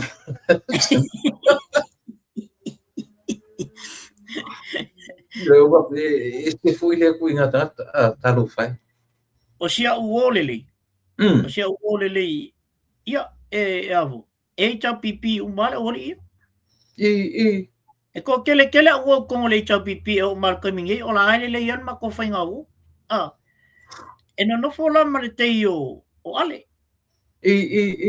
Asa wala to ina ali el falo la wona. Ia le wonga fela kamanga. Wa le foi sa ngiko inga se vai termine. O nei tonu e sa wala mangu foi il falo la kamale. E wala me la kamale. Na o mo kalongo ke la ko inga e sa uloa e la ko e fesiru kan. Ia o faku ia e koe sui ia inga malo ma fo pe ma kalongo ma ko. Ala ngalo la kam. O le sui ma fo la kam. Nga suin mau folo kamo makala ro kam so si pe o ke va yo ko esa o ru marco ingo ale se imbengi kawang malo ro ko inga le un ko feisan kala ia me fai fur kala ingor kala le sole ele kuso man para kuso kamayo kala ingor kala le anga le kala ia Talga America fai convert kama ele Iya. Ya, pe mana ia nai me ia te no i tulepa. Fauso mana tul to tele. To tele yo vanga le le il termine le chapipi. O le te tal no ina ni me. Ia. Wa amata no la tuilo. Le tulanga le il malo. Ia. O me tele la bala o sui e va vai. O le ese o le taimel tu ina. Il paia inga lea se isau e tau le lufu tasi le foi inga. Mai le luafes fulono. Se tau mai i le taimel le foi inga. Pei o le va ainga na tangata ia oie. I le suinga le o sui el malo. Sau ia fia me. Tau feo lolo. O iei nai mea o laua pei o kongingo ai karafu. Lena o mai taimi fia me lena amatai lo ina na nga lue ia ai te o mai o fa le tonu lo le fainga malo ina o mai lo taimi nei ala au le male to o le a to se tausang a le kelle o me o ko kupo ko ngui me le mo le malo mi kai a ko tausang le a ko tausang ai mai me o tukuma drugs o makwa fefe le druggies le yo zamo da wanga ye push mala wanga le receiving pe yo data no lena menche da koi ia lo ia le la bebe to ton lo ia la bebe ko ke lo isi fo ma i lo ke mal la ma ye la ko ke le a tanta mo lunga tanta le lenga wanga le ala ua mai kamba i e pus. E le aingi ngā luenga, le aingi maumanga le ingi mea. Ai au mainga whale. So le, o whale ala 1 milion, ea maka awale ala 1 milion, e? Ole au mai e mauola ia le uso i ti le foi kau awa o ko chef nga e ke masangi li. Ia, afu o te ilo le uso le i ti e. Pe ala tala foi na fai lungo po kala mele si ale al ka kamba le nga mai. O te ilo le winga le ka mikikira. Mal fam talanga mai ngol menga kupu mal menga. I imagine e ka mai ele se ka ngau ya mai le se tangata fo le o ka mai ki le ave lang ka wale ka kalngo ma ka wole al fam talanga le no falongo i ole fia le po ona wa le mu kele la lur ka val ya no ya ye lo le na line na tu pul bele ya pe o dato tu ona ole fam talanga wing ole gikira ia e tau mai au te letter tonu langa fo e se lo et mai inga fo o wingo le kikire o se tata file mu o se tata fo ia ele se tata inu ele se tata lola ai pa wala la me e se fi o fa lang tax okay ia na ai tati fano no fo ila i pa fa pe o tu langa le ai alba nga le la tu te lo ni me ia ele come forward fo ele o tau fa mai me o tau na settle things and then move on wai po fea ka kio e langi e maua oi ia o le fo la o pepe se mai fa pe ala o li fele o le famila au mai fele o le famila au mai fele just wait your moment I will come wala fo nga pese ile ole o nga lo le wa maka nga ola ko kamba ia nga yo le ko fa la be solo yo le ko fa ma va ko kel ia wa maka la nga mo ko nga me nga bo le wa abang nila le ya su e sao fa pe vo le o kamba la nga mai el malu inga ia fa sa o la ko inga le fa mai pa no to ia fetasi mai ia fa mai ta pokala ia na so la ngon na fo malo trisia ya e te fa maunia ia le tala le wa mai tuila epa e te fo ma wa le na o tasina ta punta no mai le sunga ya ale na toe me ia le fionga li pare mia ona o le ba ai ia sofia fio Krismasi na le ta upu ana tu e tu tala noa au de io di Krismasi o le fo malo o le fatu o le lafo le asa vai le asa sila se mata upu e ono ta tau na faua e tam fatu se lafo tu le pa mai ai le taimin na tutupo me e tonu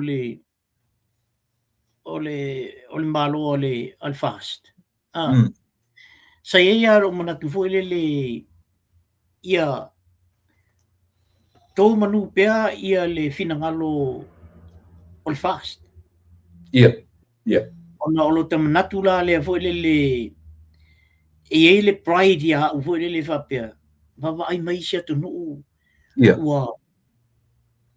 wa tua ia nei tu nga tanta matua o leva fo on tu e tonu malo sau hopa la ia one yo ia le malo le fast ia malmela le we ni le malo tai milal nei ia te utu lepa ia ila langa ele ia o inal to ina ile mena pa uai ia toi fai le si palo kaleang kau kalaya ia lang kambale au po ole sa mo o Sydney yo ia mafi le lang kambale o oifu lang kambale o moe okay le si moe le nga fai mai ai wa kakau onga fua ia ifu ia le pipi ia tu lepa ia pa le pa mua le fo koi fai fo koi pa ufo Ioi.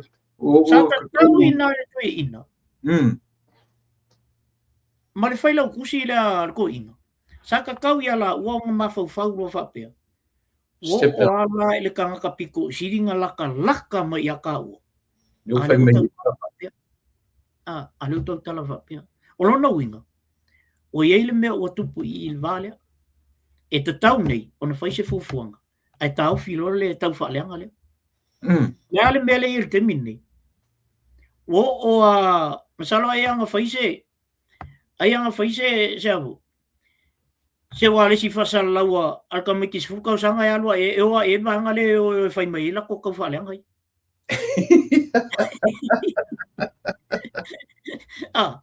E oa o su e mai ase me o mai ai makua o mai ale le maule. O le tau whaaleanga ma le mea le o le tau mawhai e toi wha pa u le malu. O le mea lana ta urfu malu. O le mawhauwhaunga whaurele. O ke leo loa i tangata po ke le losa le ikanga po le me ea u whasolo i ngā tu whasolo i ngā leanga mawhauwhau. O lea na whaire parota mua le lua oru tasi. O whiro matai. Sa rola wala o so ele vangai. Ale song ele me longa lua. O ka sepa. Ale fiu sofi fe me afa pasene ele me.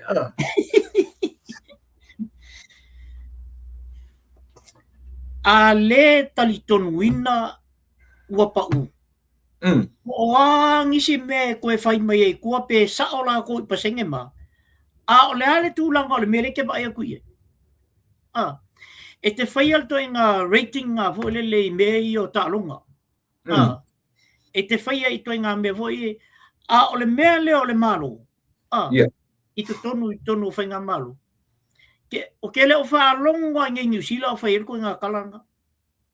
E pa ule leipa ai whai mai. Langa la lawe maua lunga pasenge o leipa.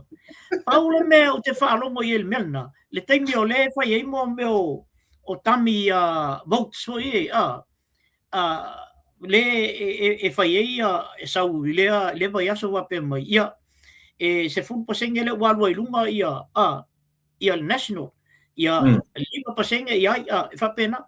Ai o umalo le taimi ua umal paloka. E le koe lo ke ala vai New Zealand pasenge. Ua whai inga. Ua malo, uma. O le ke ata sole po Kalambia sen me ka ia ke po Kalambia lo uso sole le maroro foi lo uso ri lau kamale ke le lo po anyo fa con foi lau kama sole o le maroro la fia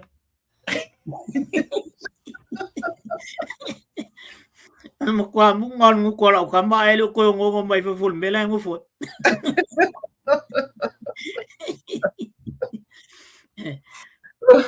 Ole ke langa lengo nga bakula challenge ya mai fia mutule. O mai au mai ngo ta yo matu e kalesia le wala fa le ngaina. Le kalesia wa. Na o ta yo e fakasa.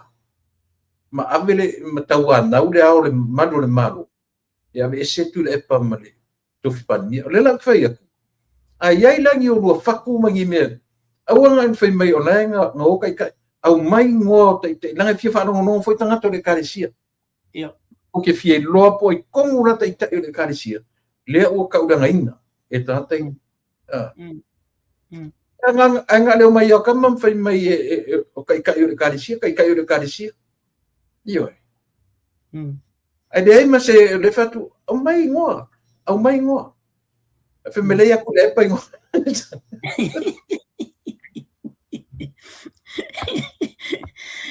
Kusala ave le king kusala ave le king ngo kusala al fa ya kula vole me le ngi fa mo e ka u ya ko inga wa vo e makwa kello ai ki ar ko inga nga ke pa ngai me ai la le me an o fa long ai fo po kala me le al ka kambale Chile ai chole diskakamo lau kam. Pero ka makiki le nga ngofo masusungu le fale ngi feo tielto tele ma labi meelto te. Le na ave loka. Ai sau le por kalame al kanga. Deli ilo pulu. Ai sau fai mai. O le kasi lea kangaka o lea Lango. e lango le fast. Koe e afu. Koe kasi lea kangaka o lea ke whai akunga post fo i whaaleanga ia kule epa. Kai siri. Asa. Te lo e lo whaano noanga tule. O le kikele malama whakasi mele kupu samu. Oh, sorry. Ma quale ai se mama angor kama kikin mele. Or kama kifu e mentally io. Oh. Ele malama la kikira. Ele se kangaka fo e fia por kiki. Ele se kangaka fa pea nga alu ko kongo ngi mea fa pea o ka vai en kuskusinga. O le mea la leo ke mau wa fiu e so e po fea ko kongo kuskusinga ia al kama ikira. Anga kongo le fast. Ma nga ia kui o le HRPP. E vai mo kangaka pipelo nga fai me ala walankala alua uma lo. Le fa pe o saua fa makala men fa mai ko ba vai lai. Le ala ka me kira ia sau ngi pouso e le ka me king fai ku mai lunga. E ma se me. Ai se. Pau wale mele so se mele anga la mai fai. E ka ma fai la vai ku ia el fast. Ku ia supporters el fast. O le mea ngā mko i uwha ngoa ia. Wha aluang kiriki rei ngō le le ia o ka mai. Ia. E ngaka e ngāla uwha mkalanga o le le manga me. But o le mea ngā le whetuela o tala tu le pai. E se lo uwha ngoa ia koe ngā kaka. E kau wha leanga la le whai ni. Inga ia mai pa ua e almalo. O le mea leanga i fwere le ota. Le fwere ka ki kalangoa. Ai mai whewe me ka ki kau wha leanga. Le ka kalangoa kui facts mai la tu fe me ka faleanga ka u ka faleanga ia i fo ia sabea ka faleanga ia tau te ia o pe o ne lona ka ku poi kong le e ku sol me ka ku le kam fai e ka wa ku le mele le ku ran mele ku o ko nga mai am ka o fa evidence me o ta to le tau te malo ta tau le tau te tū le vanga malo, o la tau le vanga whaia ina. A ta o ala i le nature o le soifuanga. O tangata whaia inga, whaia le mea tau whaleanga. E le whaia mai lunga, e whaia tue lalo. E sa. E sa le leia. E sa le leia. O le mea ka ko o le wha sa o. Al mea la ko le tau whaleanga. Nga o kulo ka ko tau wha sa o ku meia. Ale ufa me tau whaleanga ka ko, lea ila. I se la ko ngal ka kala mai le se ma fu o le fa sa o ko ai fai mai ka fa le ala la tu me la fai o le sa o le me la fai le uri o le tama fai tu fa pa u le malo le o la le wingol na me o le ka o fu malo e o lo ka fa le nga i se me fu le inga ia pa u se malo me la nga ka o fu malo e se nga nga me a fai e fia i loa le wari i al mol mea ta o le angai o le malo. Nau ai le makamaka le i fongoa palminge i nge i a kung nge faf. O ai ping i a kamanga i lungo le issue, and then that's it, finished. I le koe o mai a kamanga kalangoa i kua. Se longa lava la i se la ko wa forum fo le ua kōl mai el TV1 por TV2, TV3 a nge. E o mai umai a sui e ko a whako lima o paki umai. Ma ngai ala forum na. La la ka mai, la ka mai. Al mela wori e foi. E ai. E nga ola ko la mo le ba i. Yang kala ngo ale le nga ola ko i me ia. Ma fa ale anga ia la ia le. A oi la kali mulmuli. E kali mulmuli ale malo. Kali la ka ko le i le malo. Pola ala wala ka fa la nga sa. E le kali ka o. A foi o nga masani i stui. Pe whaselau anko kari mai, e whaselau markasi malo. Yeah, he doesn't like his own medicine.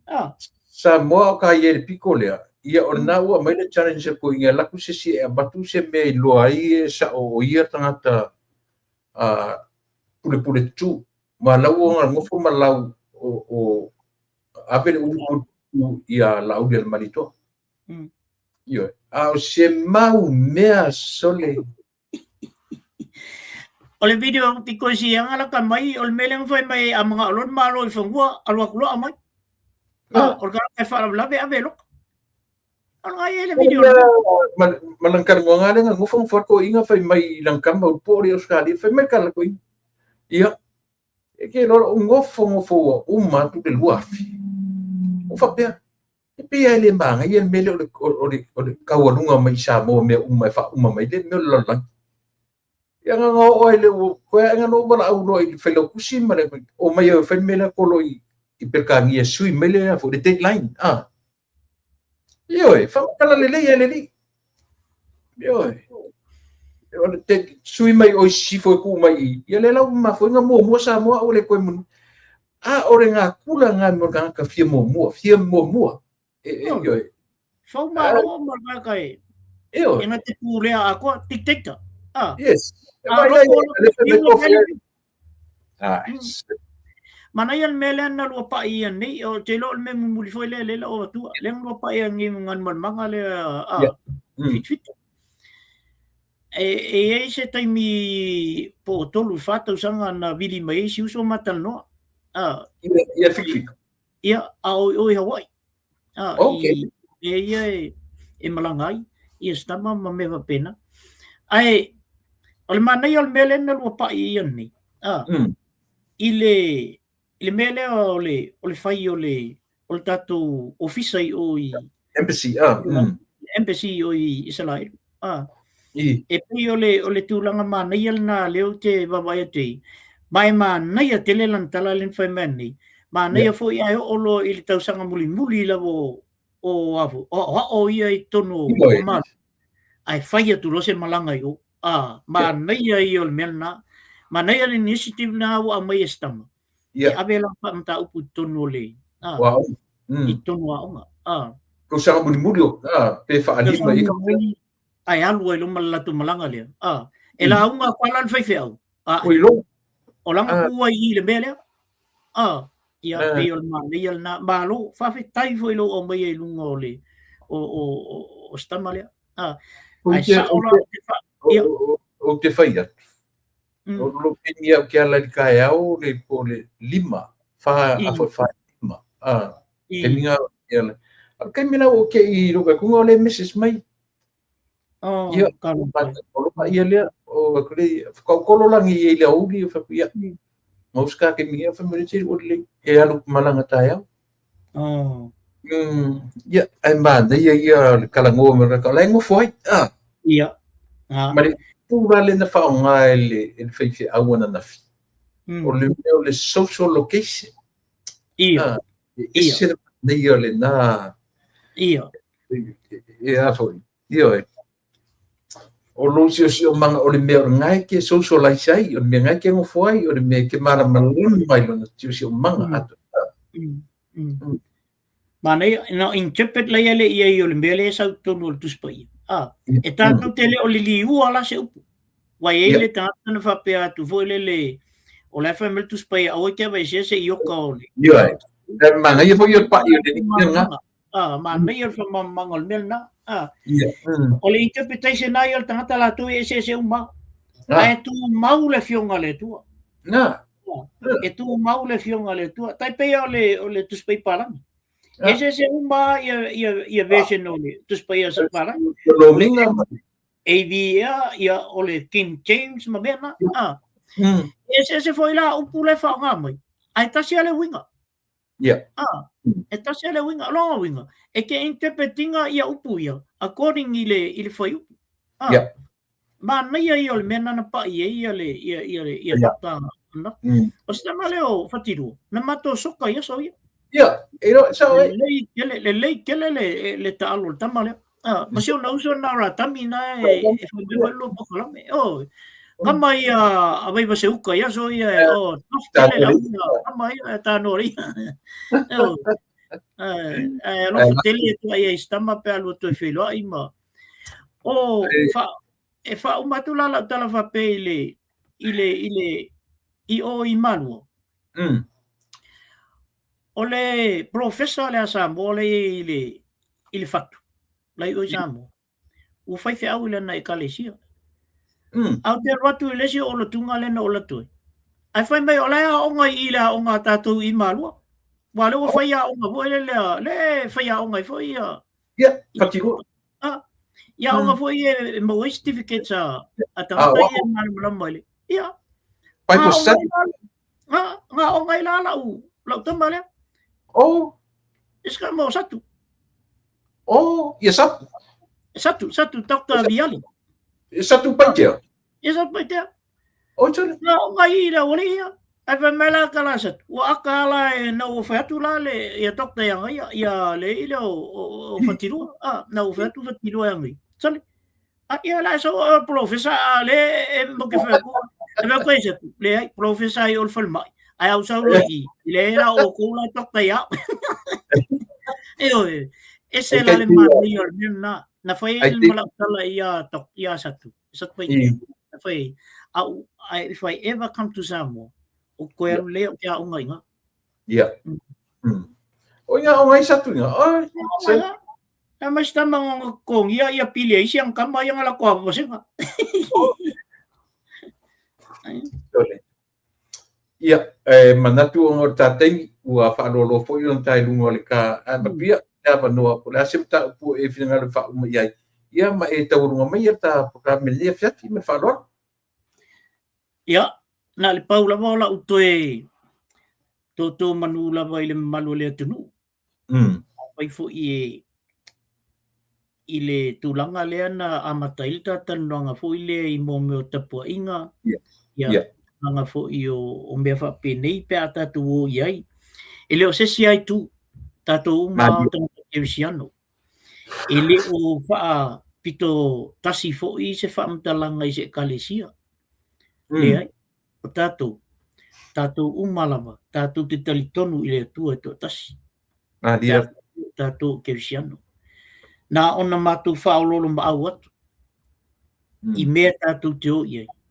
Mō tātou tū maanga e tātou te respecting ai le stata.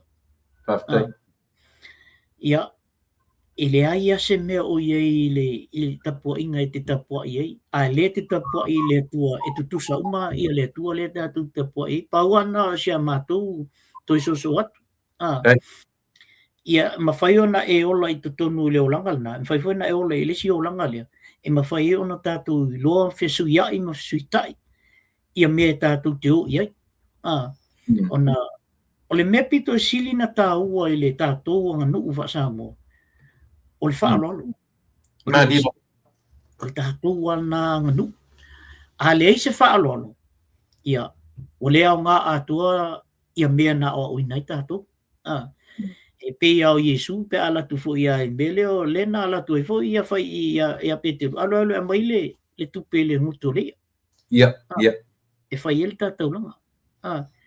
E le whapena whai e Yesu ona o sesi tu le o le whaalolo. Ia tau mai tangata umalawala langi nei. So se mea te aluai, ia le whaalolo. Ai latu lavo o tu manga ia e whaalolo ina. Ai au e te amio ai. I le whapela e lakua la e kakai o e la uri e ko ke ai melele, ma e lakua e ke ai melele. Ai te tala noa i ei matou tō e matou whaitou tala. Ai whai mailo ia o e te luo e whai mele e te vai e tue leftau. Le ai la. O ina ala te stand ai rola ia le stand le mana o mia le tue tatou. La una tue soso atu tatou ainga. Ia ua tau ainga umata tu ne lungo tatou pokalame. Le sime. Tatou ne o matai. Tatou te wha malamalama ina tatou anganu. I le generation le wo mai. Ina ia lātou malamalama le. I le mea le, ona whai le mea ma le mea.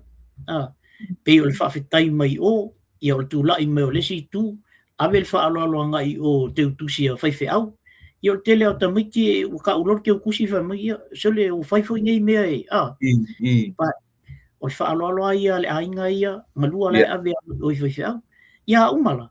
Ia ona tali mai fo le leo le ekalesia ia e whape fo ia le au le lenga invite.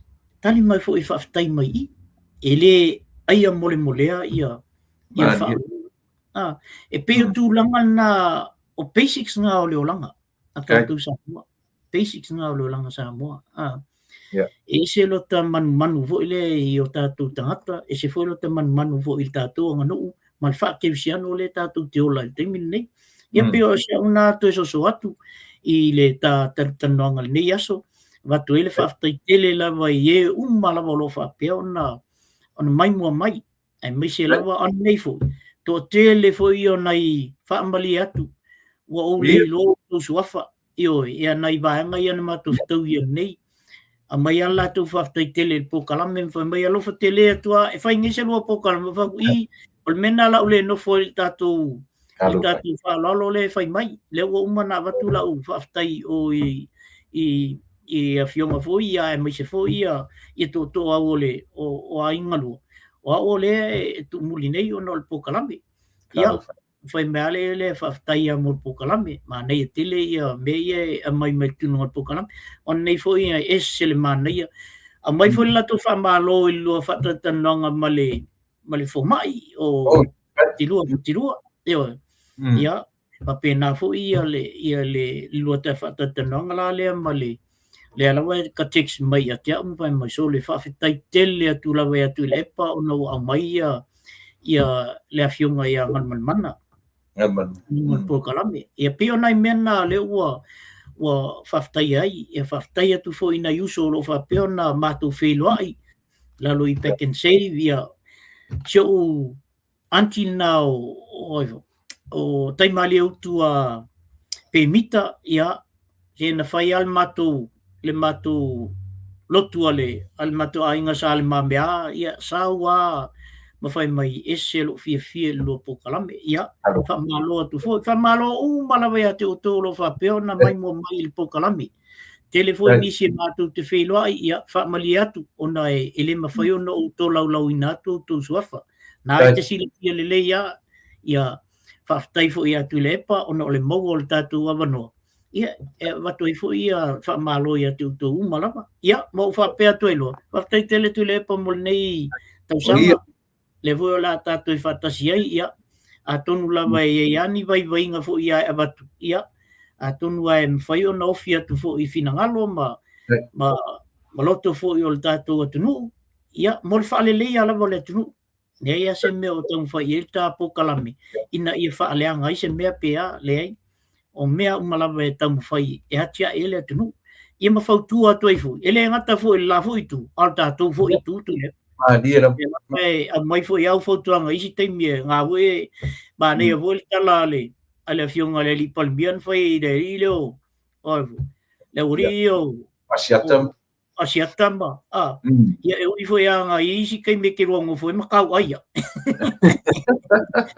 Ia ole winga le ma nei tele. Ia fu malama le ia pe fa tu statu tala ia atu nga fu tala ia ola me fa la ko te kinga male fi e tia e ia le tu langol malo la ia te minne ia ona o to fa pe to le ia fa ta ia tu fa tu fa ma fa pe ona la ko ia fa tu fa I sunga fa fenga mo la tu faltua ia o tupu mai o Samoa ia ainga tam foi mo la tu ainga ia fa pele lo le tatu o tunu ia fa pe foi la sunga tu lepa me se fatua man no fal ia fa tu el nei foi tu la le tatu po kalame pa te tele lo fionga tu vesingano ia o la fionga le mamea ua fai felo fonga e ma se ta leo e fa mai e ta po kalame nei fiafi ele le titi lo sa ati o saati o vai yaso ia le fu la tu ne te usanga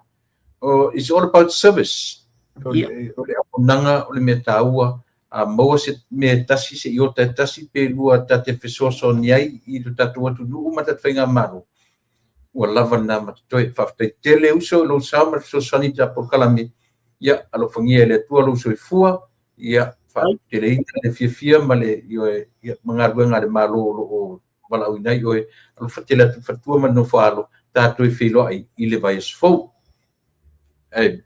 wha soifua ia soifua ia o le nā Samoa le atu ua loa fo I teimi ia o le ua mausia wanoa mai ai tatu por kalame ia toe foi la o tae au malaso tonai ia ona marolo foi le sa ai tatu nunga samo o ani lape me o lape ai le tautua mala unanga o la singa ngana o le tautua mari i lau whaafonga nei i tula male nei lua tau tula tatu ia o te whaamaru watu la fuia inu le aina o te whaamaru watu o titi whaitama e manga loise whaale tonu se leo ia o lautou onga masani ia tatu nunga o te whai lava i le whaamanianga i lo o tausanga fau o le alapai fau le tausanga manu ia tele taitai o tatou atunu taitai o e kāresia taitai o tatou ainga ia ma tatou fo i taitai fo nei atunu o lo matou o no foi tena fo o to sa mo i New Australia paunia ia lo tatou au mau ai inu ese ia ona o tatou sa ili manuia o lo tatou atunu mo te nei ala fatile atu o lo tatou ona masani tu le pa fa taili o sua o te fa to fa soifua